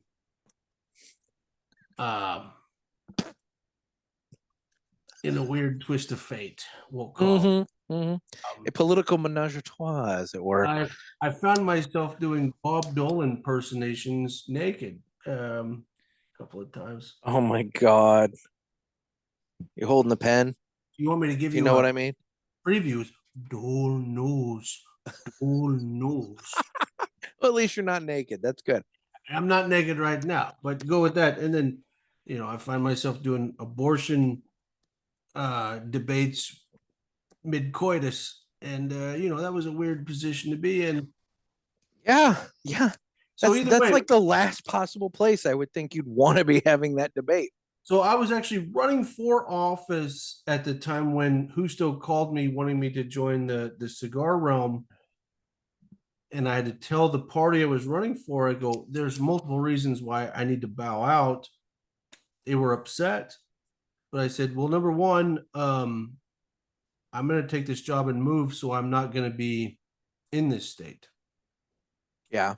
And number two, if I were to win this election, and I had a lot of money behind me, like I actually had a lot of support. Like there was a solid chance I could win that election. But if I did win the election, the person running that had been in power, that they were worried about, his son and I went to high school together. Oh no. And he was now my dad's boss. Oh, so it could have caused other problems. And my dad wanted to work another 5 years, which probably would not have happened. No. Yeah. If I had won the election, and I think there was probably a 60-40 chance I would have actually won. It was going well. But if I won, I might have been in power, but my dad would have had to retire 5 years early. And it would not have been fun. Yeah. And I told the head of the party, I said, listen, like I'm number one, I've got a good opportunity to go and do something for myself. I'm going to still be involved in politics, but this is my out. And honestly, like, even if I won this election, it would be bad for my family. So, because I'm not going to be one of those people, if I win an election, I'm not going to be the guy that swings that cock around and fucks other people up like that. That's not my makeup. Yeah. I don't want to create a problem. Like there's going to be problems that get created out of ether. So whatever. So that it's interesting to know. I didn't know this. Maybe you didn't know I was running for office, and I didn't know you ever ran for office. No. An interesting bit tonight. I didn't know that. So another county board story, I'll give you this. So while I was on the county board, God, when would this have been? I can't even remember when this was. Maybe 2013, maybe possibly early 2014, but I'm feeling like 2013, feeling like my first year, 2013. So there was a guy that was appointed associate judge, and all the judges knew him. He was a prominent, fairly well-liked lawyer, and he went up to, they had a party at a hunting cabin north of here in another county north of here. And I've heard rumors of who was there. I can't speculate, or I don't want to repeat that because it's like a Bohemian Grove of Illinois. It was apparently a party. And what I do know is that the next day after this party, a sitting judge called 911 and reported that he found his friend, the new associate judge, dead at the house. And sure enough, now I've been told that a lot of people beat feet back to St. Clair County and whatever. Again, cannot verify, not going to say it. But turns out this guy, he had a big time drug overdose, and he passed away. And the drug overdose may have prompted other physical stuff, and that's what killed him. I can't remember off the top of my head. I don't want to say it was necessarily drugs, but the bottom line is he's passed. And well, then investigations start into the judge that called. And as it turns out, this judge really likes his drugs. really likes his drugs. This is the one that called 911. And turns out he was actually presiding over, get this, drug court while high. He was the drug court judge. And so the feds are investigating this and they find out, oh, yeah, no, he's buying drugs in the courthouse. There was like a bailiff or somebody that was bringing it in. He was buying drugs. He's literally doing drugs before serving or sitting on the bench for drug court. So then that called into question all of the cases that he presided over and all this. So this is all going on. All right. So me thinking politically and thinking, how can we exploit this? I go on my lunch break to a health clinic and I walk in and I say, I need a drug test. And they're like, okay, well, we need the paperwork from your employer. I'm like, no. This is me privately purchasing a drug test for myself. They're like, you're just doing it? And I'm like, yep. I'm like, I need the paperwork that shows that I'm clean. So I take the drug test and I get the paperwork that says that I'm clean. And I call a press conference in front of the freaking courthouse in Belleville. And I stand up and I say, I voluntarily took a drug test. I'll take another one tomorrow. Who wants to give me a drug test? I will take as many as you want. I have the results of my drug test here that say that I'm clean, and I am challenging each and every elected official and employee inside the courthouse to take a drug test right now because it's obvious we have a problem with drugs in this courthouse due to X judge who just got arrested, this judge who's now passed away, and oh yeah, there's this bailiff that was selling him drugs and everything. Holy fuck. I now have the ACLU coming out and talking about how I'm violating the rights of all of the employees in the place and everything like that and all this kind of shit. I mean, I stirred up some shit. Nobody, not one, took a drug test though. But I had fun with that. That was a good time. I feel bad for the guy who passed, but You're gonna be a leader. It might be a good idea to be sober. I'm just saying. As I take a drink. Hey, you didn't get elected, whatever. Exactly. Yep. I did the right thing. I'll tell you what. So I don't drink much. And, part of it I say it's because I drank so much in college. I kind of burned myself out, and everything. Part of it, though, is I went years without having any sort of drink in public because I knew that the people in power in my area had close ties with the police chiefs and whatnot and could very well just say, hey, watch that car, and that kind of thing and cause trouble. So I got out of the habit. I kind of lost the habit of having a drink in public and by then, I'm not really drinking at home. And so, I mean, I went years without even drinking, much less drinking in public. As politicians go balls. So, should I tell my story? Go for it. I've told mine. Should I? Go for it. Okay, so running for office, that happened after I had done several other things. So I'd already had a bit of a reputation. Again, I worked elections when I was a teenager and worked on multiple campaigns, multiple people. I was always super involved in whatever the cause was. I'm in college studying for a master's degree in hospital administration. And this is my final semester. And I was in my final semester at the same time that we had an election going on. And the Affordable Care Act, or as I call it, Obamacare, was on. And we all knew for the degree I was getting, like this legislation was going to affect everything that we did. And so unlike most people, that I don't know if you know how large the Obamacare Act was, but it was big. Very, very large. Yes. So large that there was no way for somebody to actually go through the paperwork before they voted. Was that the infamous, we'll know what's in it after we pass it? Yes. Yes. It was. Okay. All right. Okay. So one thing I did in my studies was at night after I got done with my schoolwork, I would just sit down and start reading the paperwork one page at a time, and I would eventually go to sleep. Every night of my life. I and honestly, I did this. I didn't get through the 1,500 pages or whatever. I think it was more. Yeah. But I just went through And it's the driest shit ever to read.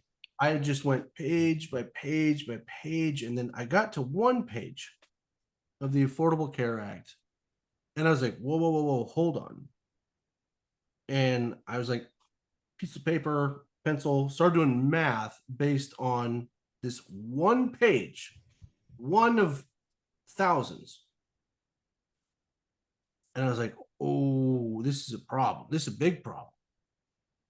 And if this law gets passed, if nobody read all of the pages one by one, they're going to miss this. And the math I did was really impactful to certain hospitals.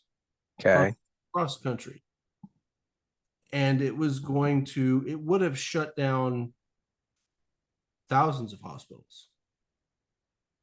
Which of no fault to anybody. I don't think that was the point of the law.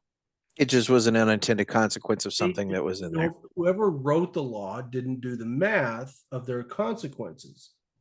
So I did it, and honestly, everything I did was on one page of litigation. I do the math, I start looking at the ramifications, and I go, oh shit, they don't know how big this one, it was like 2 paragraphs. They don't know how big this is.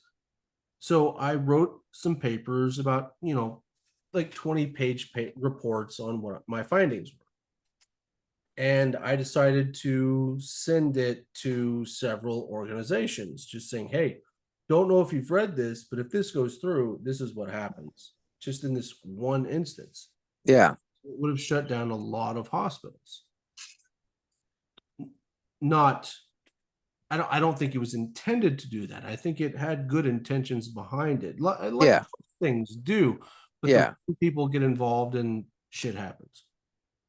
So I write this report, send it off to a bunch of people, and I end up getting a call from a lobbyist group. Well, they're not necessarily a lobbyist group because they're not profit. The National Rural Healthcare Association, NHRA. Okay. And they say, this is great findings. No one's done this work. This is very important. So they end up paying me nicely and sending me to San Antonio. And I was in a think tank group in San Antonio for a while. So all this, I take time off of my study. I'm in my last year of graduate program. So I take time off because I'm getting paid to go to a think tank. You would think. Yeah. This is a very good thing for the program I'm in. I learned some valuable lessons. So I do the think tank. It was a short thing, like bring in some quote unquote geniuses to discuss things, and maybe we learn a few things that we haven't thought about, blah, blah, blah, blah. Okay. It was good. I must have performed well because right after that think tank was over, they asked me to please come to DC, and we want you to hold congressional meetings with everyone and discuss your findings and how this one finding affects the entire law. Which I'm like, okay, like I didn't even have a political bend at that. Like it was just math. That's all. Yeah. So I do this and met some like awesome people. Flying to DC, congressional meeting after congressional meeting.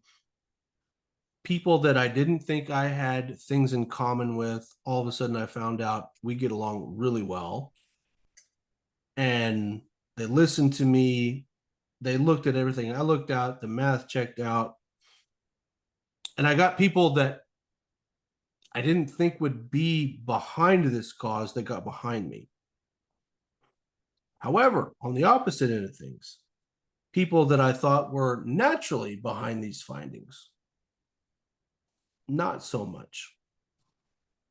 And you learn real quick that senator to senator, congressman to congressman, they all have their own agendas. 100%. And your naivete would say that you would think they would follow the right guidelines and party line, even just party lines. And you find out that's not the case either. So I have these findings that really help. I'll just say it now. My findings really help the conservative cause. Uh-huh. So I just naturally thought the conservatives are really going to get behind this. And it was funny. One of the people that got behind me the most and my findings was actually at that point in time, the only independent on the national scene. And it was a gentleman from Maine. So not Democrat, Republican, independent. Was that Lieberman? No. No. Small, frail man. Can't remember his name. Okay. I don't think it was Lieberman. I could be wrong. If I saw a picture, I'd remember. Okay. But an independent, and he was like, "No, this is what we're looking for." And then I would go to like Republicans that I thought that this is. Oh, are you talking from the House? Because Lieberman was a senator. So. Well, I did both. Oh, okay. I got to talk to everyone. Okay. And certain people that I thought would easily be behind me, I learned were not. In fact, one rings true before I get into the really effed up part of the story. My first week on the Hill there in DC, I'm sitting down with one person who's very, very, very, especially if you're Republican, they're very high up. Especially since then. This was a long time ago. Yeah. Now they've risen to some very high levels of power. And I'm talking to that person about a certain hospital. And they're looking at me like I'm retarded. Has this look like, what is this guy talking about? And his top aide looks at him and says the words, "Yes, sir, that hospital is in your district." To which point I just, Yeah. this human being does not even know the hospital I'm talking about is in his district. Yep. He doesn't know the cities in his fucking district. And this person went to the fucking top, by the way. That was the first time I came away.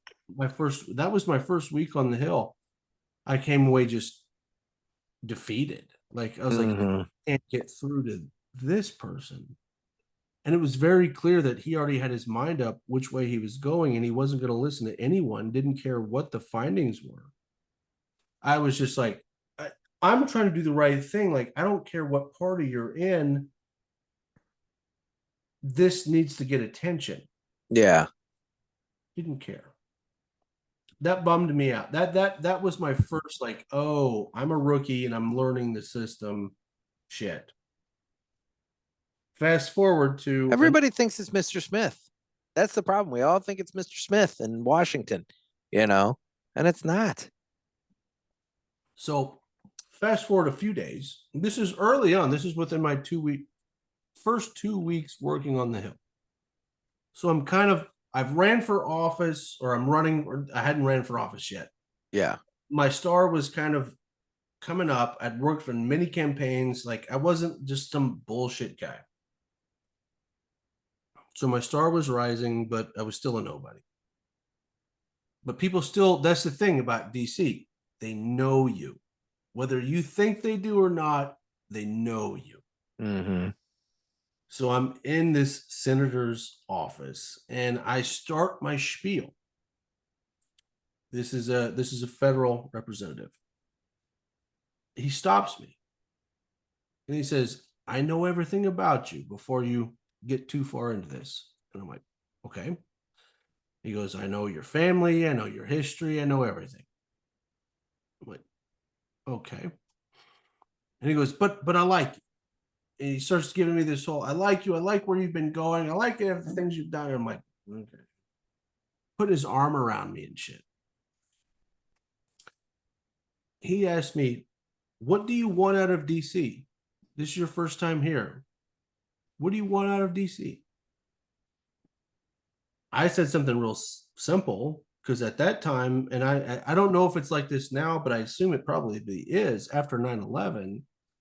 I said, sir, the one thing I want to do while I'm working in DC, I would love to see the White House, but it's a year, it's a year of background checks and everything to let you in. And Yeah. that's what I would like to see Lincoln's bedroom and all that shit. And he says, don't worry about that. You want to see that? Yeah, that's really what I want out of all this. That would be cool. Come here on Saturday, 9 a.m. And I was like, really? Because there's all these like background checks and everything. Yeah. It was a year's wait. And he's like, no. You're with me. I'll get you in Saturday morning at 9 a.m. We'll take you through a whole tour of the whole White House. I was like, And he named my grandmother. He knew my grandmother. Okay. Knew all that. He made sure I knew all of this stuff. Yeah.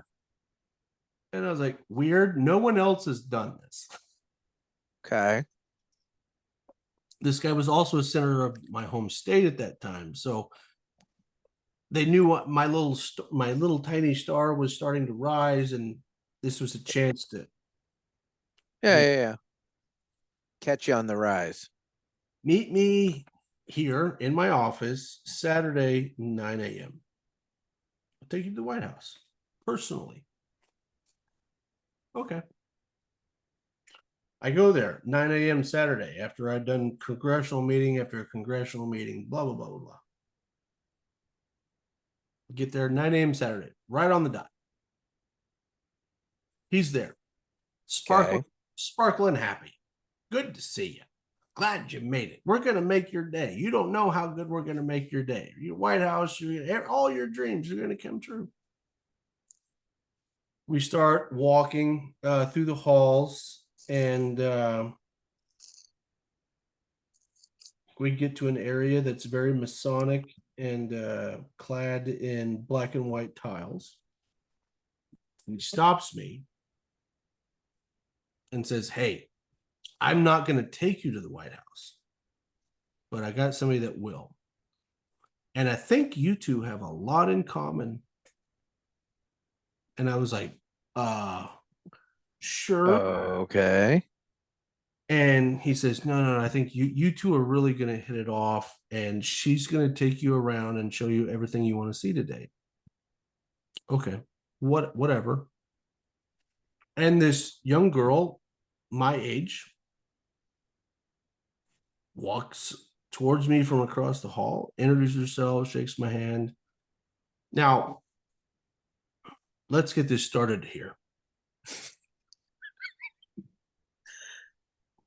I'm going to assume, especially at this point, after all I know, that they not only knew everything about me, because he'd already told me they knew everything about me. They also knew, apparently, all of my porno search history. Could she check the boxes? Because I'm into some things that not the average person may not be into. And this girl had every single one of those aspects. Okay. If I could create the woman that I wanted to shoot a porno with, this would be this woman. This was the girl. Giant forehead. Great forehead. Great forehead. Now, I'll also say this, and I'll say this because I have done a search for her multiple times, and she doesn't pop up on any searches ever. Okay. So honestly, like almost that as though she doesn't exist. Uh-huh. So I'm a country kid, so I didn't live in a town, but the closest town I lived to was a town called Lakin, Lakin.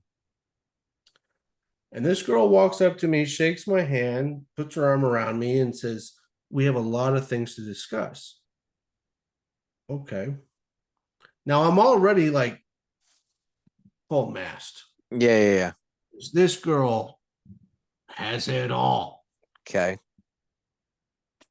And she's like, Senator so-and-so has things to deal with. So he's got to go back to the office. You're with me the rest of the day. I will take you anywhere you need to go. To which point I'm like, I just want to go to the White House. That was the plan. That's all I wanted to do. So she starts like, well, we're gonna go here, we're gonna go there, just follow me around. And she tells me her name, and her name is Lakin. Interesting. Like, they told me you were from a town called Lakin, and my name is Lakin. Convenient. And I was named after the place I was conceived in. Oh, really?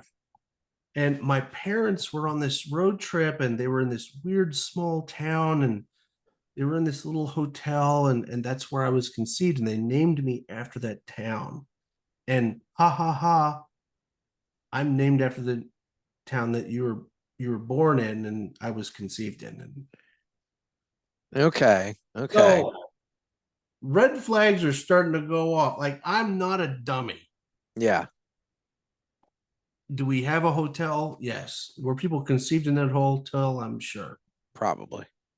Was it this fine specimen? Unlikely. Probably not. Yeah. Either way, I was still intrigued. So let the day go. She's telling me all these bullshit stories, and I'm listening to her and I'm believing her. And we were on the Senate floor, and you have to check your phone in. They put it in a locker and all this bullshit.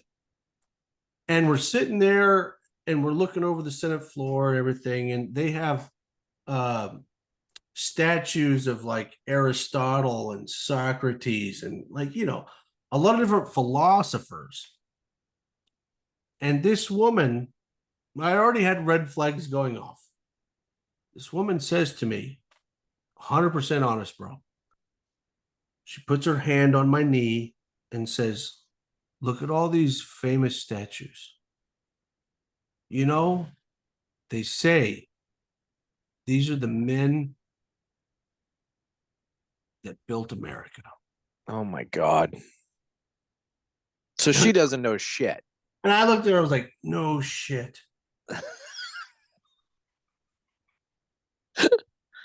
There's no Thomas Jefferson. There's no there's none of that. Yeah, it's Aristotle. Yeah, he had nothing to do with America. It's all Greek philosophers. Yeah. And she says this to me. I was like, oh my God, this woman has no idea. Yeah. So now the red flags are really going off. Boy is like, this woman's retarded. So I know something is up. I'm still young enough. I don't know what is up, but something is up. She takes me through my day. It's a great day. I see everything, and I got to see the White House, but not everything I was hoping to. Neither here nor there. I got to see things I shouldn't have gotten to see. Okay. And then we get to a cab in the night, and I have to tell the cabbie where we're going. She acts like she doesn't know where we're going. So I just tell the cabbie, this is before Uber. Yeah. This is the hotel I'm staying at that they've paid for. This is, take me here. We get to my hotel, and I start to get ready to get out. And she puts her hands on my wrist and says, I'm yours for the day.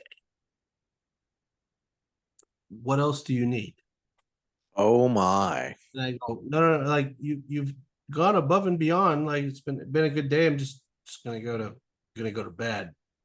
And she goes again, she pulls my wrist down and she says, no, I'm yours for the day. Implications are definitely there. And I told the cabbie, I was like, nope, I'm out. Like, stop right here. I'm done. Like all the fucking red flags are going off in my head. Like, I gotta get out of here. I gotta get out of like this. If I look at her again, I want this. I really want this. Yeah. And she's like, no, don't do this. She's like arguing with me. And I'm like, no, fucking out there, stay. And I fucking slammed the door in her face and told the cabbie, like, go. And it wasn't until I got in my hotel room, I was like, did they have a photographer there? Something. They were setting you up with a hooker. Yeah. Yep. And was that he already knew everything about me. He'd made that perfectly clear to me. Was this a situation where if I got out of that car with her, I was his? Like, yeah. And it's politics, man. Thank God I didn't. Like, I now here's the thing. I don't know what other pictures were taken. Could they have gone back? I don't know. You were walking around with her all day long. For like 8 hours. Yeah. But I got smart enough in that cab ride where I was like, slam the door, get her the fuck out of here. But I was like, when I got out, I was like, that son of a bitch, even though we're on the same team. Yep. He wanted to wrangle me into a perpetual life of I owe him. And, you know, I did the rest of my duties and everything, but that night changed how I looked at everything I did. Everything. I can imagine. I mean, yeah. That's intense, man. You know, and I felt bad for that poor girl because she didn't seem like a bad person at all. Well, no. She didn't seem nefarious. She seemed like she was doing her job and had a job. She had a job to do. So I don't hold anything against her, but I know what the upper level was thinking. Get him so twisted up, he's on our side.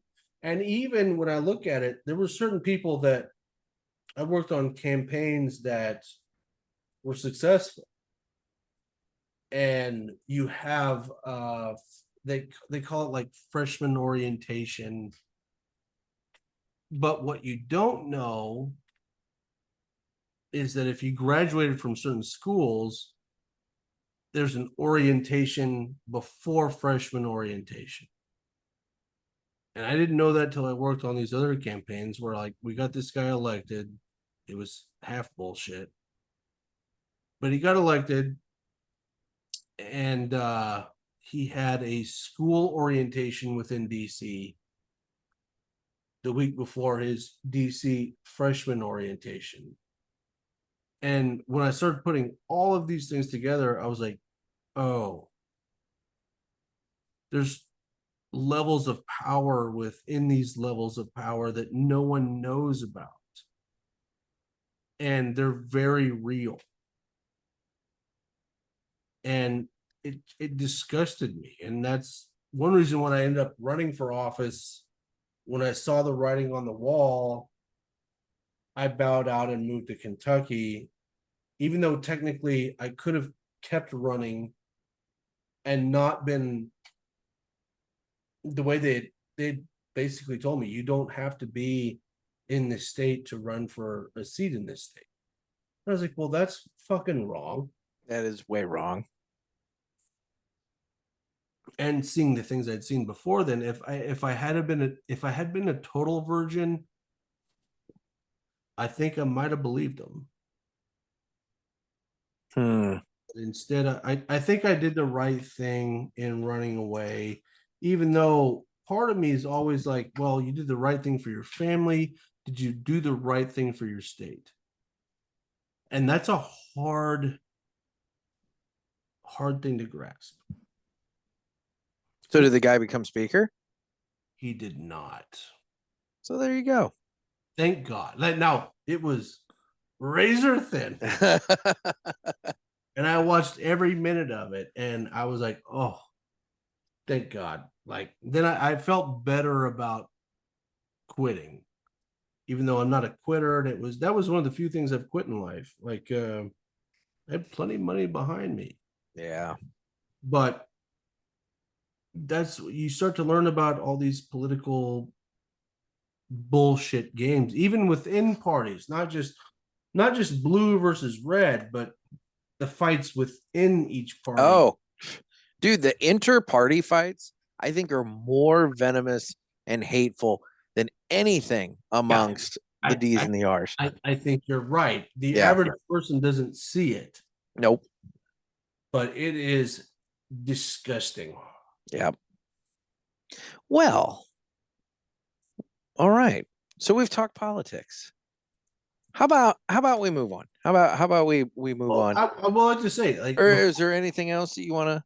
Before we move on, I would like to say it's cap on this. Really cool that we've had a long discussion tonight. We've covered a lot of bases, and I didn't know you ran for office, and I doubt you knew that I ran for office. I had no idea that you ran for office, and that's kind of cool. See, we're learning. Everybody's learning.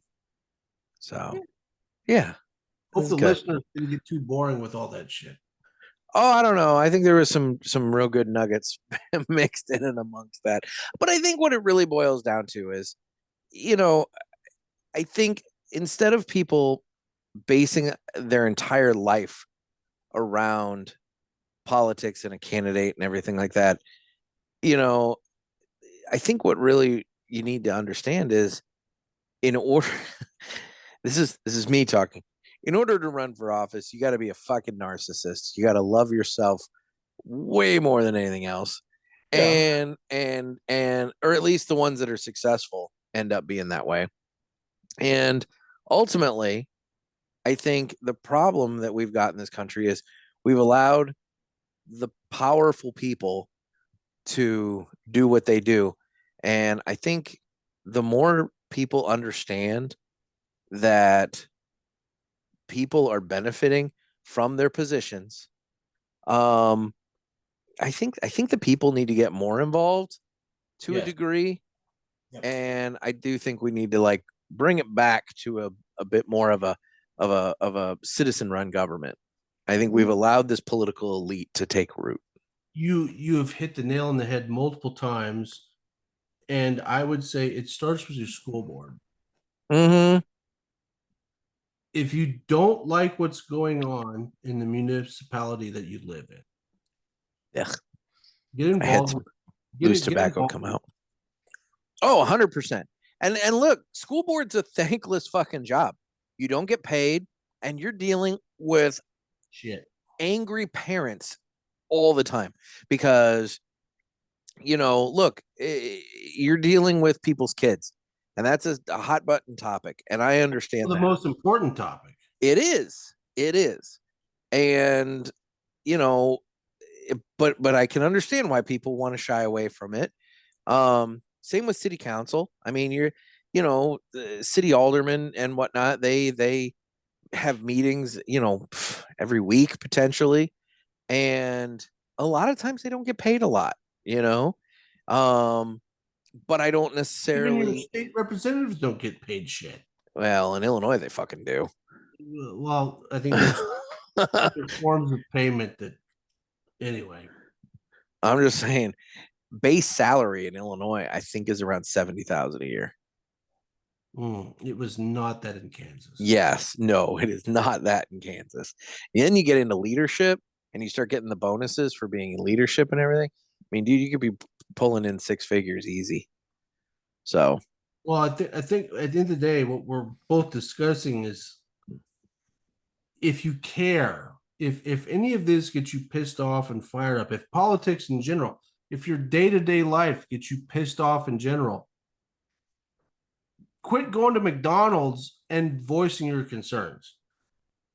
Start at the school board. School board yeah. is very, very, very important. Start at your school board. If you want to go higher than that, go to your city council. A lot of these units of government broadcast their meetings. You can literally watch from home if you want to watch. Most city councils are definitely out there. And I would say before you start like don't assume there's a method to this.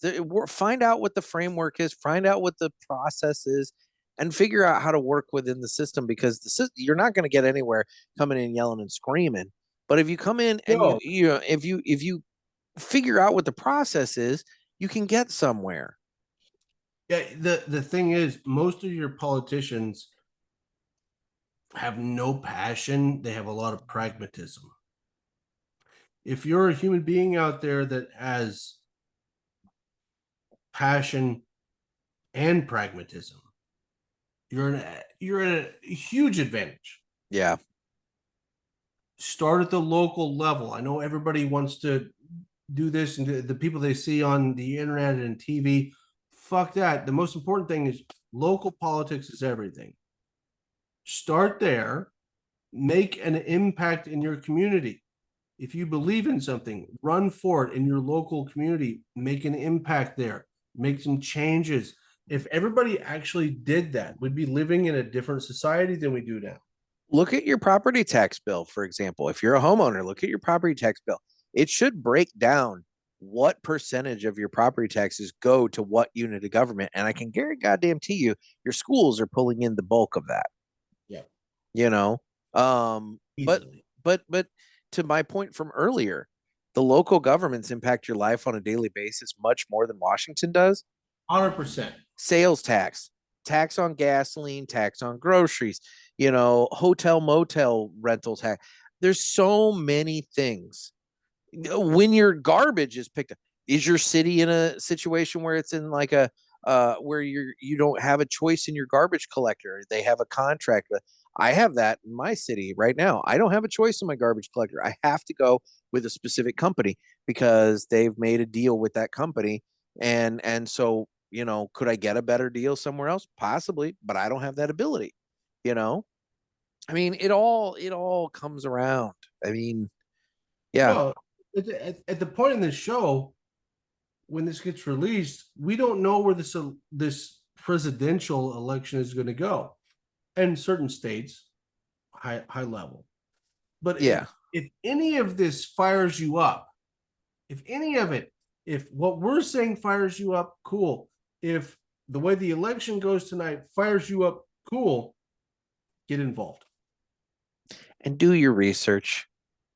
Like know what you're talking about. That's one thing that I do care about from a newspaper side, but also when I was a legislative staffer, it's like when somebody would call me up and they have passion about things or something, but it's obvious they've done like no research into it. It makes it very easy to dismiss you. And so what I'm saying is do the research, find out what you're talking about. You're going to get a lot more respect out of the people picking up that phone if you're calling with a complaint, if you know what you're talking about. I mean, you're selling me, you sat and read at least a portion of the Obamacare bill, found this part, and look at what happened. You found this thing. People took notice of that because you did the research. You didn't just, I don't want Obamacare. It's going to take away my choice, blah, blah, blah. You did the research. Now, hold on. Before we get too involved, a little transparency here. No, okay. Also know if you do your research and you become outspoken, there are prices to pay. Oh, there's always prices to pay if you become too outspoken. But that's okay. Like, you have to be okay with that. You do. And if you want this country, this world to move in the right direction, if you're passionate about that, you have to be okay with that. Yeah. For me, for instance, and this is something that I haven't told many people, I haven't been fully transparent about. I was in my last year of getting my master's degree in hospital administration. I made these findings. I wrote them up. I sent them out. Graduate school is very political. The college atmosphere is very political. I went to a think tank, which I got paid to do. I then went to Capitol Hill, which I got paid to do, represented my findings. I come back to finish my degree with the paper that I wrote to get all of this. Uh-huh. And I had one professor tell me, I need you to change your paper and present it in the opposite light. But that's not reality. She gave me a D,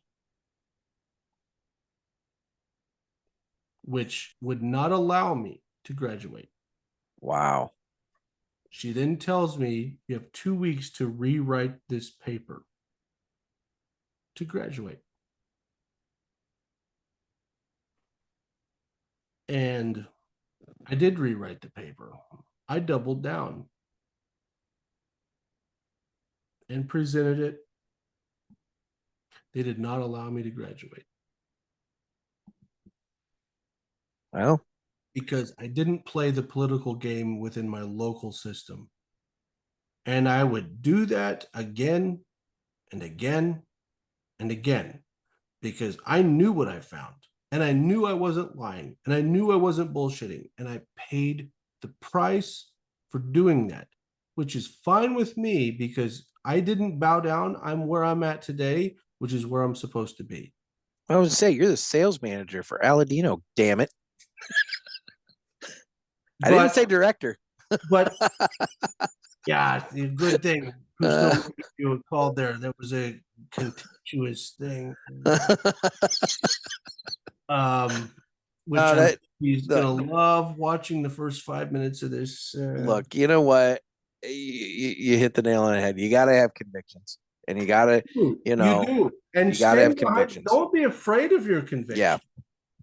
And get out and get active. Like, I don't give a fuck what party you're on. I don't care.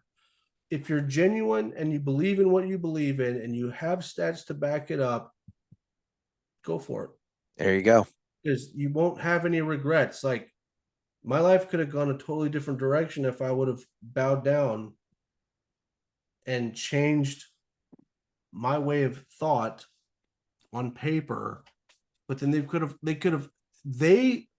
here's the thing. What I learned about all this, the left could have held that over my head the rest of my life. And guess what? If I hadn't done certain things, the right could have held that over the rest of my life and conducted how I am as a human being. I said, fuck you to both. Yep. And maybe I'm not making $500,000 a year now. But you get to go around and party and smoke cigars and hang out with cool people in lounges. And I can sleep at night when I lay down. And that counts for a lot. And we need more people to be that convicted to do it. I'm not a fucking martyr. I just did what I knew was right at the time, each time, and didn't care what other people thought. And we're at the point now, people. I don't know where this election is going tonight. I don't know. And I don't know whoever gets elected, where it's going to go from there. I know we're at a weird time politically, but more people need to get involved locally. More people need to stick by their convictions. And I know if we all do that, this place is going to work out all right. If we don't do that, we're going to all end up in the shitter together. Amen. Amen. Well, let's do this now. It's time for the Villiger Cigars Entertainment Report, brought to you by Villiger. Villiger Cigars, one of the leading cigar and cigarello manufacturers in the world, founded in 1888 and still family owned and operated. Head over to VilligerCigars.com and check the store locator to find a shop near you that carries them. We guarantee that Villiger Cigars will be a wonderful addition to your humidor and cigar rotation. All right, let's lighten this up a little bit. What have you been watching lately? Anything?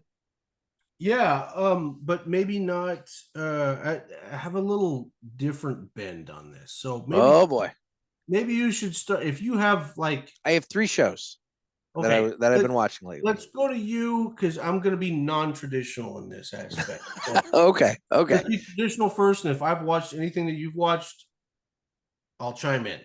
So the first one I've been watching is the newest Marvel show on Disney Plus, Agatha All Along. It's a spinoff of the WandaVision. It's all about the Agatha witch and her thing. It's been fun brain candy. I mean, it's been a fun show. You know, by the time this episode drops, the last episode of that will have dropped, and I will have watched that. And I haven't by the time we're recording this now. But anyway, I've enjoyed that. The second one, I've started the last season of Billions. I watched that show way it's probably been at least a year better. And I've been watching that. And ironically, one of the main like people in the show is running for president, and it's basically, and he's a billionaire, and it's all about these people trying to stop his run because he's not right and all this kind of stuff, which take that for what you want, but it's been a good show all along. Paul Giamatti's in it, and then the redhead guy from Homeland is in it. You know, I mean, I like the show. It's a good show. The last one, and I'm teeing you up for some bullshit here. I finally finished Home Improvement, and I watched the season finale or the series finale of Home Improvement. And I don't think I ever saw that when it was on before about, you know, the whole like, were they going to move to Indiana and blah, blah, blah, and all that. So I got to see Al get married, and it was very sweet and very nice. But I did see in the news that Zachary Ty Bryant, the oldest son on that, got his second DUI this year, and apparently was not sorry. He enjoys drinking. So, Shot. Yep. Uh-huh.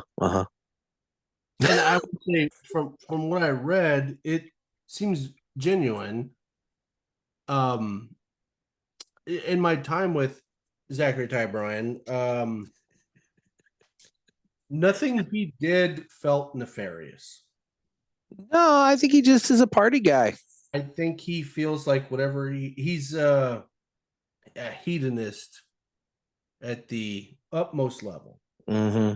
He always feels like what he's doing is right at the time, and I've seen him do some very bad things. And for him to get two DUIs in 1 year, I'm shocked it took this long. Yeah, because he's just a little bit older than me. I think he's early 40s.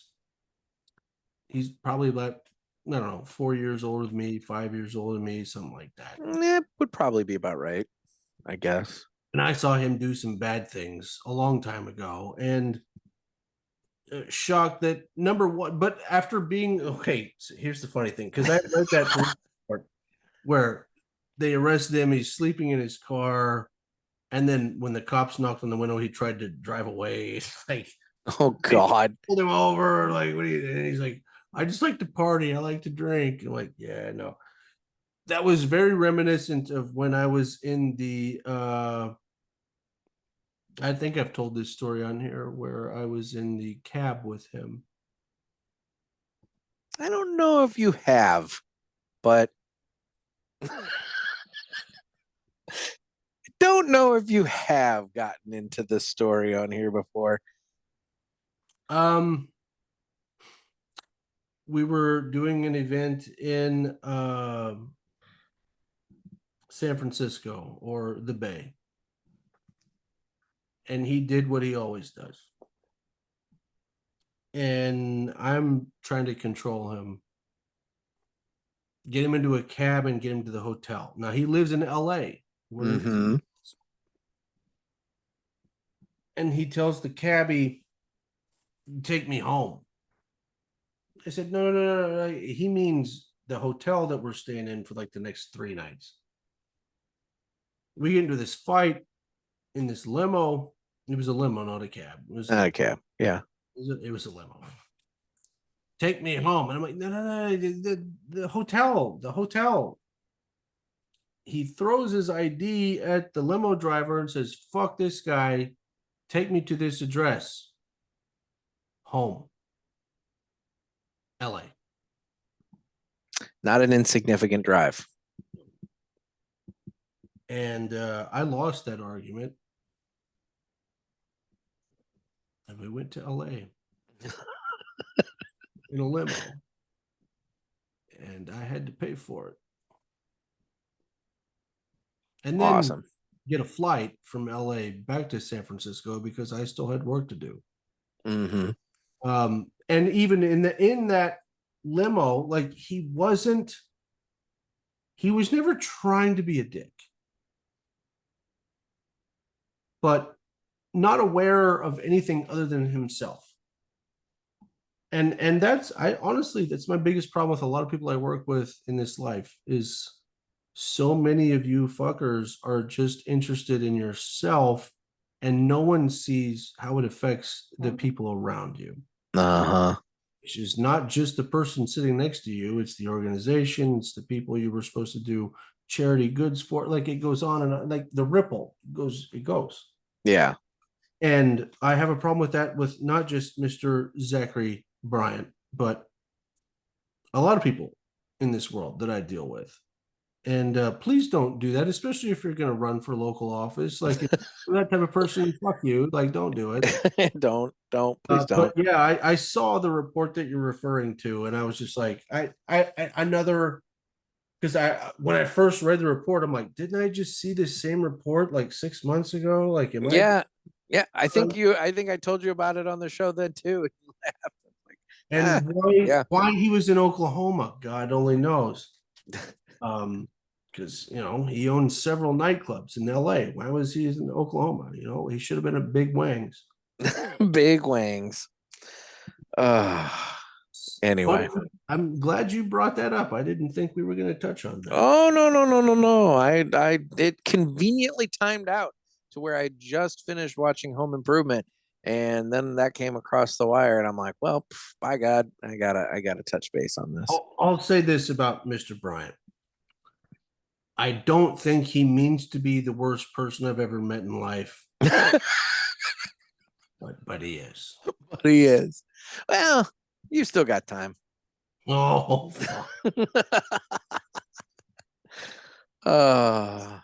So okay, so those are my 3. Those are my 3. I only have 2. Okay. One, I watched a movie that I had been trying not to watch. Okay. Because everybody had told me to watch it, and I didn't want to. But I watched Twisters. I didn't want to watch Twisters. Yeah. It's good. It's Twister. They did a good job of not ripping it off. It's pretty close. No, but they told a new story. Ish. Yeah. I have to give them that. It was a story. And I wanted to really rip it. And after it was over, I was like, okay, my biggest issue is that Hollywood, being Hollywood, that they told this great story in a way that I didn't think they were going to, and I actually got into it. And then I'll try not to spoil anything. They didn't fucking kiss at the airport. No, they didn't. And they were supposed to. In this, yeah, it would have. If you remember, this is just like female bullshit that we're dealing with today. Oh no! I always piss women off every time I come. I was gonna say, here we go. Here's when we piss off the women. Yeah. His tagline on his YouTube channel was like something like if you love it, chase it. I'm pretty sure that was the YouTube tagline and the character story. Yeah. And so he's like going above and beyond and trying to change some of his ways and meet her at the airport, try to convince her not to fly back to New York. And she looks at him and says, if you love it, chase it. And then she gets on this plane and flies away. And I was like, you sons of bitches. Now we're cucked again. We're cucked again. Like, no, it's not the way it would have gone. No. But you know, Hollywood has its way of doing things, and apparently I've heard that they actually filmed a alternative scene that they kissed and everything was good in the end, and they decided that that's not the direction we want to go. Okay. So anyway, Twister's actually way better than I thought it was going to be. It played for the longest time at the drive-in near me. The longest time. So you saw it. So I saw it incidentally. So I went to a double feature at the drive-in, and I'm trying to remember what the first. Is it fucking Beetlejuice? It was the sequel to it was Beetlejuice. And the second movie in the double feature was Trap, the M. Night Shyamalan, movie. Well, I'd already seen that. And so when Beetlejuice ended, I switched my radio frequency and just started looking at the other screen, and I watched Twisters. And the drive-in people were well, you can't do that. Blah, blah, blah, blah. They didn't fucking come around and check, so I just did it. And so I watched it that way. And I was able to see it that way. So yes, I have seen it. And like I said, man, it's I mean, if you watch both of them back to back, I mean, it's very similar. Very, very similar. So I got two issues if we're okay with going into it. Why not? So one, tornado chasing has changed since Twister came out. Yeah. And again, like I can be a weird asshole that goes into my previous life, and I grew up in Tornado Alley, and I have pictures of at least a minimum 100 tornadoes on the ground. Like, that's what I was doing. Yeah.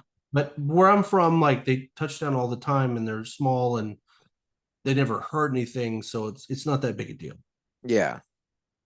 But I actually went ahead and went to storm spotting school, because I was like, if I'm going to do this, like, I might as well learn from the best and learn how to read the supercells and where to be and like, all that shit. Yeah. And so I did, so that I was never like an asshole chaser that just drove into a fucking tornado. I knew where to be safely, take the pictures, send them off so that you had a trained spotter. Like, that was my thing. Like, you have to send it into your local news network or the authorities, and they report it either way. National Weather Service, that kind of thing. Yeah. The really frustrating part is I have several like badass pictures that I could show you on my phone that I don't have credit for, because I sent them off to different organizations who then took the credit for those fucking photographs. Oh, that sucks. Like, I've got, like, next time we're together, like, for my tornado pictures, and I'm like, bullshit. Okay. And you can, the funny thing is, I'm like, I'll send this picture to you, and then you run like a reverse image search, and you'll see who got credit for that fucking picture. And it's not me. But it doesn't matter, because your job is to be a trained spotter. You see something touch down, you immediately alert the authorities, you help people out. Like, you're not in it for any sort of glory or anything, right? Yeah. But in doing that, like, I got to know some of the major chasers. And there's one guy, his name's Reed Timmer. Anyone on YouTube that's really interested in this stuff probably follows him. And Reed is a really good guy in person, super good guy, but he's batshit crazy. When I say no, he's just like the guy in the movie. Like they definitely, the guy in the movie is based off of Reed Timmer. okay, Because he created a vehicle. He created 3 of them actually, called the Dominators. And the whole reason for the way he created these vehicles was literally to drive into a tornado. And okay, he has done it repeatedly. He has, they call it intercepting. He has intercepted tornadoes multiple times. And he's got the drones. He gets the drone foot. Like Reed Timmer has changed the game. yeah, Super good guy, one-on-one, super passionate, super tenacious. But he online, he comes across as a crazy asshole.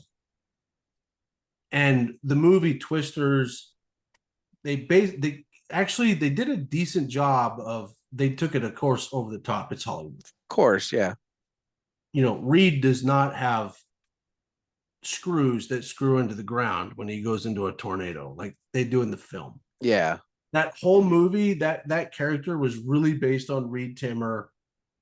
And just like in the movie, Reed's actually a really good guy that is a bit misrepresented online because he's fucking insane.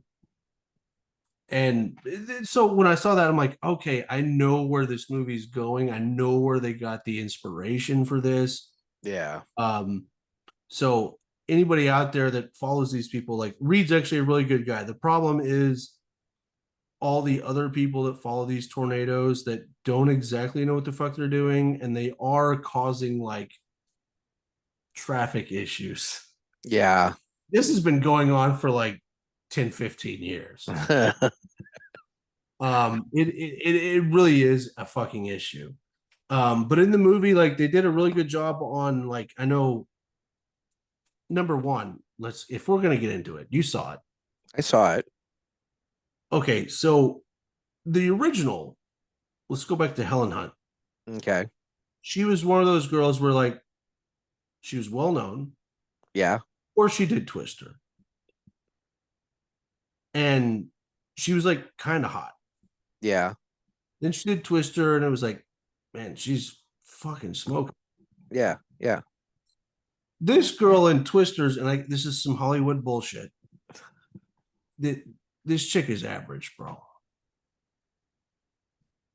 Okay, Like in every sense of the word. yeah, The main guy that was chasing her at the end of yeah. he wouldn't know. He was a stud. You're like, he wouldn't have been pursuing No, that. he was that guy in the movie, total stud, good looking motherfucker, which we haven't seen anywhere. Maybe he's gonna have a rise like Chris Pratt. When Yeah, The Office, no one gave a shit about Chris Pratt. Like he was chubby and no, who gives a fuck? Then all his others, he's in Jurassic Park, and now he's a sex symbol. Maybe it'll be like that for this guy, where like no one knew who the fuck this guy was, but he's definitely like, you know, if I was a chick, I would want to bang this dude. okay. They did a really good job. Like, you know, he's a sex symbol. Her, on the other hand, it's kind of like peacocks. You ever look at peacocks? I mean, I've seen the birds. Yeah, Studied them? no, I can't say I've studied them. So, but you know, Where? peacocks are beautiful, right? Yeah, Well, a lot of plumage. those are the males. That's right. The females are like brown, aren't Yeah, they? They're all Yeah, they're yeah. very yeah. And this movie, Twisters, reminded me of peacocks, where I'm like, oh, we have a lead male that's obviously a good sex symbol. Like this is I'm a dude, but I'm willing to admit when this dude's better than me. Like this is a fucking dude. And the chick, fucking brown ass hen, bro. Maybe he was in love with her brain. That's, you know, now that I think about it, we've all done that. It's all about her brain. Yeah, we've done that 0 or -0 times. We've Dear all. God. Who was the dude in Twister? I'm trying to remember. Is that Bill Paxton. Paxton? Yeah. Now, And Philip Seymour Hoffman. that's true. Now, I wouldn't necessarily say that Bill Paxton was a giant sex symbol guy. No, because that movie was written the correct way, where you had like pretty average dude and like a chick that wasn't like majorly hot, but was like pretty hot. Yeah. And she was attracted to him because he was a badass. And then, 20 fucking years go by and we're in a new social society where like, oh, the hot dude gets the average chick. Yeah, but here's the thing. All right, I'm going to defend this. I'm going to say this. I wouldn't have believed Sydney Sweeney as being a fucking tornado expert that figures out how to like stop a tornado. You know what I'm saying? What who cares? Valid. I guess that's valid. I guess if I'm trying to like go into this looking for something believable, that probably is irrelevant. I could give you remember when Jennifer Lopez was looking for a giant anaconda and fucking Okay, now seriously, are you trying to compare Twisters to Anaconda for God's sakes? I mean, like, more believable. I was gonna say, I'm like, I will say that Twisters was a fucking National Geographic documentary if we're comparing it to fucking Anaconda. Yeah, but I mean, at least in that it was like, oh, Jennifer Lopez and you got dirty John Voight trying to get on that shit. Like, I would believe that more than I would believe some fucking falling for like some like brown bird. Okay, you want to know the middle ground of that? The one that I think is like it appeases both of us at this point. You have Brains and Beauty. Saffron Burrows in Deep Blue Sea. I can okay. Maybe because she's like swimming a lot, and I thought that whatever, but I thought she was pretty smoking hot in that movie. In that setting, it worked. Yeah, it worked, and she was smart. Yeah, killer sharks, but whatever. So that's my and love affair at the same time. It sounds like it's a lot of beef with Twisters, but I really thought it was more well done than I anticipated. Okay. So I actually like Twisters. I thought they did as good a job as they could have done with what they were trying to do. And part of me is like, okay, they didn't kiss at the end and become a love affair because they're setting up for a fucking another one. Like, that's why they fucking did it. Well, yeah, you got to have the tri-twister. It's like, oh my God, there's 3 tornadoes that have converged on this little town. 3 tornadoes. Oh, fuck up. So what's the other thing you watched? So my other thing, not television, not a show. And I think maybe you should look into this a little bit because this is 2024. Oh boy. So I think maybe you need to dive into more YouTube personalities. Okay. What are people following? I don't know. You don't know. I don't know. Good I've example.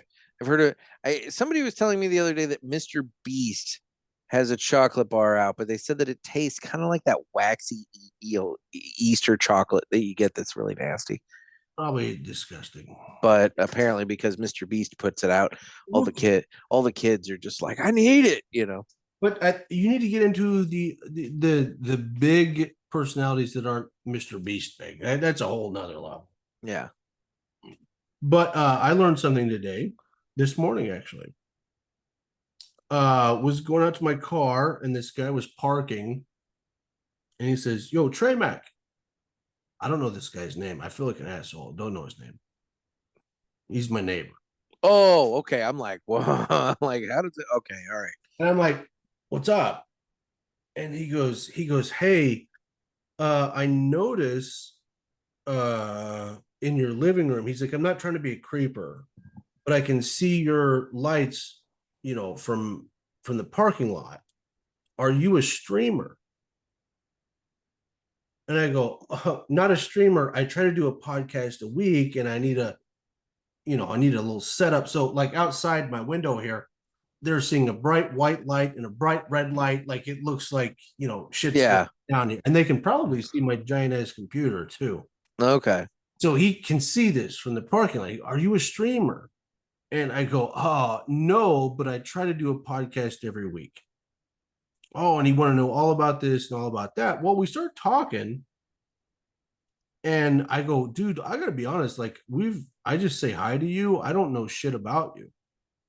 And he says, oh, I'm in charge of the reptiles for the Ark, which where I'm from, there's a giant replica of Noah's Ark. Okay. Down the road. And when I say replica, bro, if you don't know about this, you need to look into it. We used to have a Noah's Ark in St. Louis. It was a restaurant. It's closed now, though. This is not a restaurant. This is the size of a football stadium. Okay. Like maybe bigger. Because it is a one-for-one replica of what is in the Bible. Okay. It's out here about 10 miles from me. And the parking for this thing is like a football stadium. You have to park and be bussed into the fucking Ark. Oh my God. It's enormous. So it's like a zoo inside. Huge draw. And part of their thing is, well, on Noah's Ark, there was one of every animal. And my neighbor here is in charge of all the reptiles. Didn't know this. He's been living here for like a year. We've just never. So he's like, I'm in charge of the reptiles. And I go, well, dude, I'm on YouTube all the time. And I follow a lot of people. Like, I actually follow the reptile community on YouTube, hardcore, and have for at least 5 years, maybe 6 years. And I go, man, there's been a lot of fucked up shit that's happened in the reptile community just in the last 2 weeks. And he's like, no way, you follow everything reptile community on YouTube? And I'm like, yeah, I started before COVID hit. And then when COVID hit, I was really involved because I found some like really interesting people. And I don't have reptiles. I've kept a lot of animals in my life, never a reptile. Yeah. But these people drew me in. And so I've been a part of all the major reptile people. I follow all of them. I watch every day in the background. I got to catch up with everybody. And so I just mentioned that. And he's like, no way, you know about the reptile community. I'm like, yeah, like you guys have been through some shit in the last 14 days. And I mentioned one guy, I'm like, he got bit by an inland taipan, which is the most venomous snake in the entire world. Oh my gosh. And then I go, like, sadly, like just like a couple days ago, we heard about the passing of Dingo Dinkelman. And he's, you know about Dingo? And I'm like, do I know about Dingo? Bro, I've been following Dingo for like 6 years. And we just had this great talk outside. We had no idea. The only reason it came up was because he saw my likes. Yeah. We started talking. And yeah, so I wanted to mention the reptile community because I know there's people. I can think of one that watches your show that definitely knows all these people. I have him in my mind right now. Yeah. And I'm sure there's plenty of others, but the reptile community has had a very hard year. And if you don't follow, I think you should, just because even if you're not into reptiles, like these people love their animals. Some of them are maybe into it for different reasons. Just like this goes for all animals. But Dingo, the passing away of Dingo was maybe more impactful than the passing of Steve Irwin. Huh. And I say that because Steve Irwin had a television show. So all we knew was television Steve Irwin. And our generation really got into that. Yeah. And so when he was speared through the heart, we all felt it because we watched his show for decades. Well, Dingo, the internet is different. So with Dingo, you got to see his entire life. And he was the closest thing we've had to Steve Irwin since Steve Irwin. South Africa, he had every type of poisonous snake you can think of, plus crocodiles and giraffes, and the dude did everything. and you could tell his passion was all about these animals, and he was doing it for the right reasons. He wasn't. There are some people in the reptile community that I think do some bad things. They take unnecessary risks, and over the whole reason I got into it was because I'm like, this guy's gonna get bit. I want to watch this until that. And sure enough, over the past 5 years, I'm like, that guy got bit. That guy got bit. He lost a finger. He lost a fucking arm. Like whatever. Yeah. But Dingo was the one guy that I was like, this dude's like genuine. He's fucking good. Like family man. He had his family involved. Like I can't tell you how like connected I got to this guy over the years. And over the years, he developed an allergy to snake venom because he didn't enough, and he used spitters. He got allergic to venom, and he always said on his show, I hope to God I never get bit, but if I do, there's not much hope for me. Yeah. And at the end of September, he did get bit by a green mamba as he was putting it into the bag. And the green mamba usually actually doesn't kill many people. But with his allergy. Yeah, he went into anaphylactic shock. They put him in a coma, an induced coma, to try to give him a shot to survive. And a few days ago, he passed away. That's yeah. But the weird thing is, especially with just the way the internet works, is that it wasn't like when Steve Irwin passed, you're like, man, I saw him do some crazy shit, and that's not the way I ever expected him to pass away. But with the internet, you're so involved in these people's day-to-day lives. You get a 20-minute clip every day or every other day. And yeah, reptile community, like there's some really cool people. Some of them might be assholes, but they're still cool. And Dingo was the last guy. Like you thought he did everything the right way, didn't fucking push anything too far. And he loved animals more than anybody else. And yet, of the guy, there were several, since I've watched over the past 5 years, 3 of the 6 people that I watch have gotten bit and lost limbs or fingers or digits. Another guy got cancer and died. And then Dingo passed away. So a lot of these major people that I've watched since, the beginning of COVID, I've had to watch them. Bad things happen, even though like the whole reason I started watching because I'm like, bad things are going to happen this week. But I felt bad. Dingo was the one I thought did things the right way, didn't push the envelope, and bad things happened anyway. And so anybody out there that watches this show that's into the reptile community, fuck politics for a minute. Like little moment of silence for Dingo Dinkelman. Good dude. I think he was doing things the right way, and because we got a look into his day-to-day life and not just a show, not just a television program, you get involved in these people's lives to see him perish, and you saw his kids and his wife every day, and that's sad. But at the same time, I think that's also why the internet is so much more cool than bullshit on television. Like, because you're getting it raw.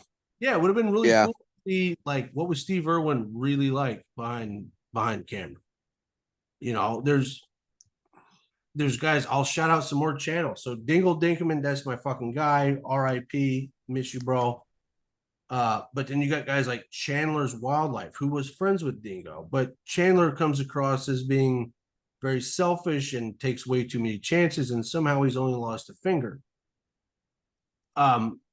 You got guys like Tyler Nolan, another, like, if you're in the reptile community, I know you know all these people. Tyler Nolan, good dude. He's more of a genuine asshole. He might be a bit of a douchebag, but he doesn't present himself as anything other than like. And when Dingo passed, like, he had a whole stream where he was like, I'm going to sell my dangerous, I'm still going to keep venomous pets, but I'm going to get rid of the ones that you've seen try to kill me multiple times. And seeing that is so much more cool than watching a fucking TV show. Yeah. you see somebody break down and cry because their friend died, and then that person say to you live, I've got a few snakes that have tried to kill me. You've seen it multiple times. I think I need to get rid of them, and maybe this channel's not going to be as cool. But because I know a lot of you watch just to see if I die or not. Because we're all sick fucks. I was gonna say But like I'll give a shout out to all those people. Brian Bizarek, I think that's how you say his last name, up in Michigan. He died of cancer this past year, but he was a very good animal activist in his own right. I love all these people, and I don't even have a reptile, never have had a reptile, but that's why YouTube is awesome, and you're on YouTube. For now. You might be on Rumble next, who knows? I was gonna say, for now. At the end of the day, like that's what makes our culture so much better. We can talk shit on the internet, we can talk shit on the way the world is gone, but at the same time, it gives us a window to people's lives that we didn't have before. Like tonight, you talked about you worked in politics. Oh my God, we've talked about a lot of stuff tonight, and we didn't know that. Yeah. But now we do, because, and that's anybody, if you're not involved in internet streaming or people, like, who gives a fuck? Like, whatever you say about a cigar, that's part of the show. It's the humanity. It's the vulnerability, like coming on here. Like, you know, do I want to tell you that shit happened to me because I didn't go along with the political spectrum and change my fucking paper? I don't want to tell you that. Yeah. I don't want to tell you the embarrassing shit, but that's what makes this so enjoyable. That's why you need to keep doing what you're doing. Like, we're all invested in your life and you being transparent. And that's the beauty of this thing they call the internet. There's a lot of negativity, but there's a lot of beauty. And I want to say thank you for allowing some of us to do the same thing. But you doing it yourself is, you know, really the beacon that allows other people to come on this show and let their freak flag fly. Well, that's very nice. That's very nice. Well, we have one more bit of business that we have to attend to. And what's that? We gotta fly high. It's time to fly high with Blackbird Cigars. Blackbird Cigars offers you remarkable quality using the most delicate and finest tobacco to always ensure that you're receiving unsurpassed cigars. Blackbird Cigars strives to give you undoubted repeating flavor for every cigar you smoke and impressive quality so that you can always expect greatness. Check out their website for a full list of stores carrying Blackbird Cigars and give them a test flight. Blackbird Cigars can't clip our wings. All right. So this is where I'm going to talk about a gentleman. And by traveling from the southwestern point of Land's End to John O. Groats in the northeast, it is possible to cover all of Great Britain in one uninterrupted trip. This course, popular with tourists, takes about 3 months to cover on foot and about 2 weeks on a bicycle. But here we go. In 2001, cyclist Gethin Butler conquered the whole journey in only 2 days. Racing across 874 miles of terrain, the extreme cyclist spent a little over 44 hours on his bike, vigorously pedaling with little rest until his astonishing trip was complete. An extreme rider, Butler has also cycled 1,000 miles in 2 days, 7 hours, and 53 minutes. That dude did 874 miles of terrain in a little over 44 miles. So be like Gethin Butler and Blackbird Cigars and don't let anybody clip your wings. That's insane. I mean, here's the thing. Let's just for shits and giggles, 874 divided by 44. Let's just say 44 because I don't know exactly how much over 44. He's averaging just under 20 miles an hour. on his bicycle. Yeah. Ah. 19.86 on a bicycle. And you got to figure, that can't be all flat. So there's going to be hills involved in that. So he's going to be slower going uphill, faster coming downhill. Insane. You should do that when you go to Ireland. You should try and do a big bike ride. No bike ride. I don't need my. I haven't told you this, but you can't ride a bike. Well, I can. I had a major accident about 15 years ago, and lucky I'm not paralyzed. Well, that's good. But it destroyed my coccyx. I've heard that about you. Which then in turn, I love how like doctors like assume, for the most part, no one's been to medical school or any of this shit. And I don't know if you know this, but that really damaged your cauda equina. And I'm like, yeah, I know what the cauda equina is. It's the horsetail when you're fucking your spinal cord turns into a horse's tail. And I'm like, yeah, like it could have been my spinal cord if it had been a few inches higher, but thank God it's my cauda equina. My left ass cheek completely numb. You can grab it with vice grips. I won't even fucking know. There's going to be a lot of people that put that to the test at various Aladino events going forward. That's fine. Like I will tell those people, will I at some point in time know you're applying force? Yes. But pick the right ass cheek, because one of them will get you smacked immediately. The other one will get you smacked very slowly. I'll figure it out eventually. But remember, Mr. Jonathan, that was the left cheek. Oh God. But what happens is and it wasn't even a bike, it was a horse, because I'm involved in Kentucky horse racing. So I went and rode for an hour, and I knew I was numb while I was right. Something was wrong. And then I woke up the next day and my cock and balls were still numb. Good God.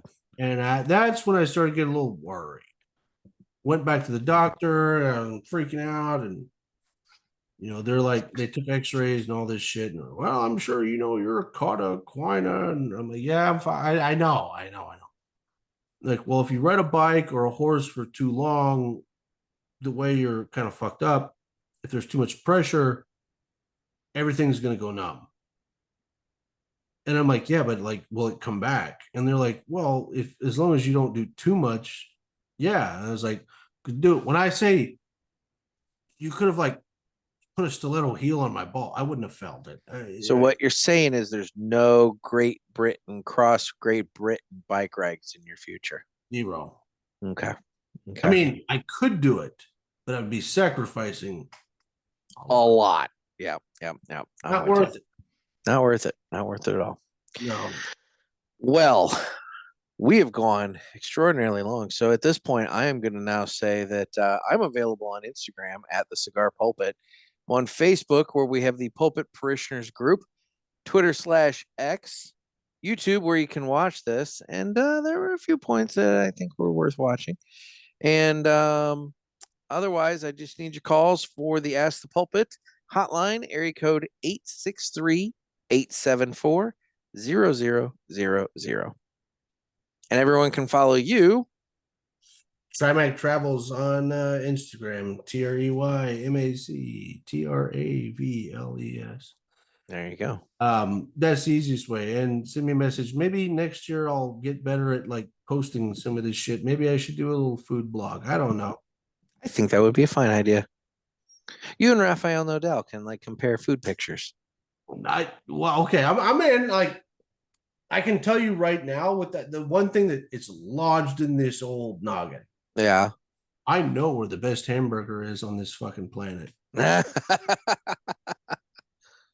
you going to say, or are you going to let that just... It's in Virginia, Leesburg, Virginia, at a place called Melt. Okay. There is no burger, and I have eaten. You know me, I've eaten a lot of burgers. I have had nothing that comes close to the burger at Melt in Leesburg, Virginia. Okay. And I should probably go ahead and like put this shit out there. Like you should. I mean, Oliver Novo is posting taco pictures all over the place. Why can't you be posting food pictures? I probably should. Go for it. I probably should, but trust me, folks. Melt. Bro.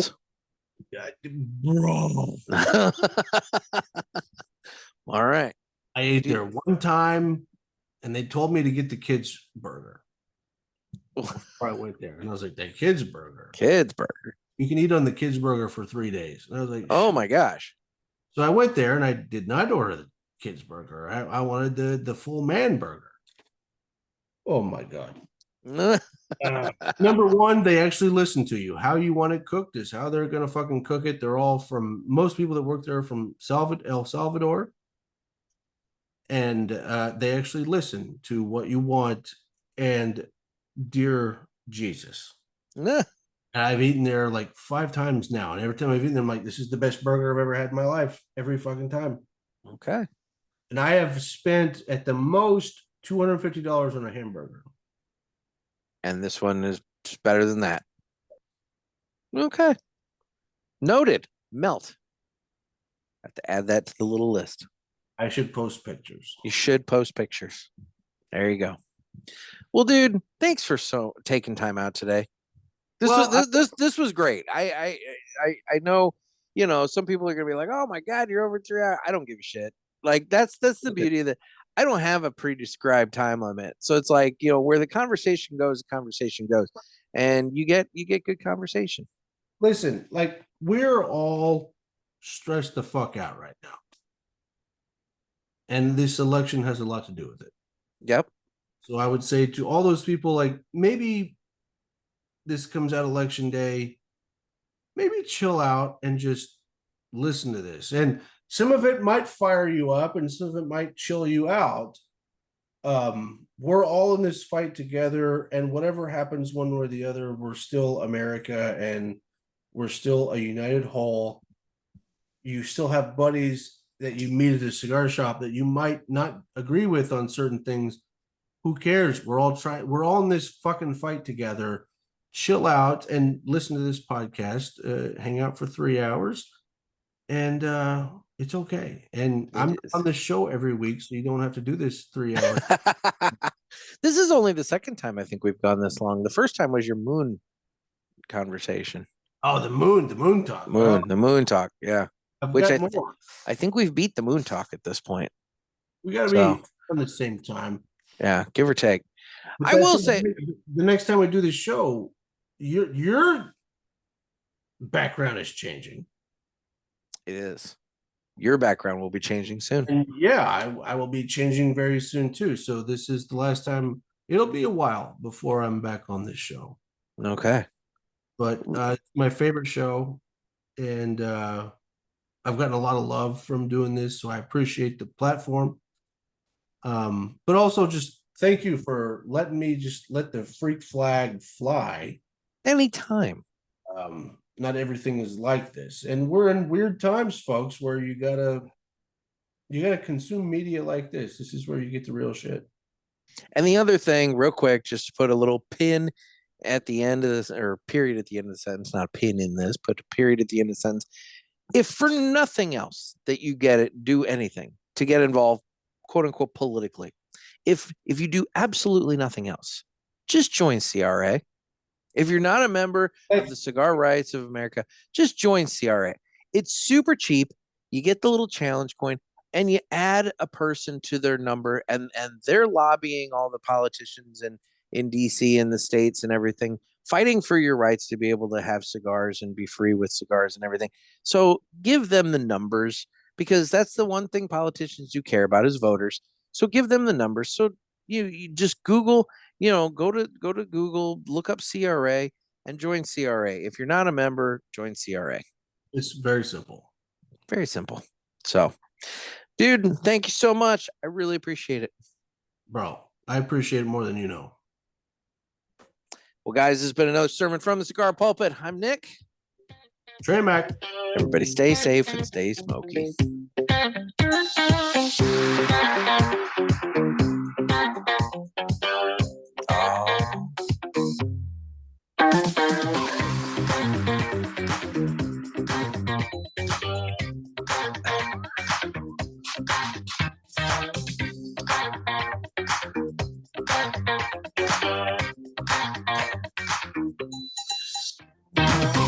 YouTube viewers got a show.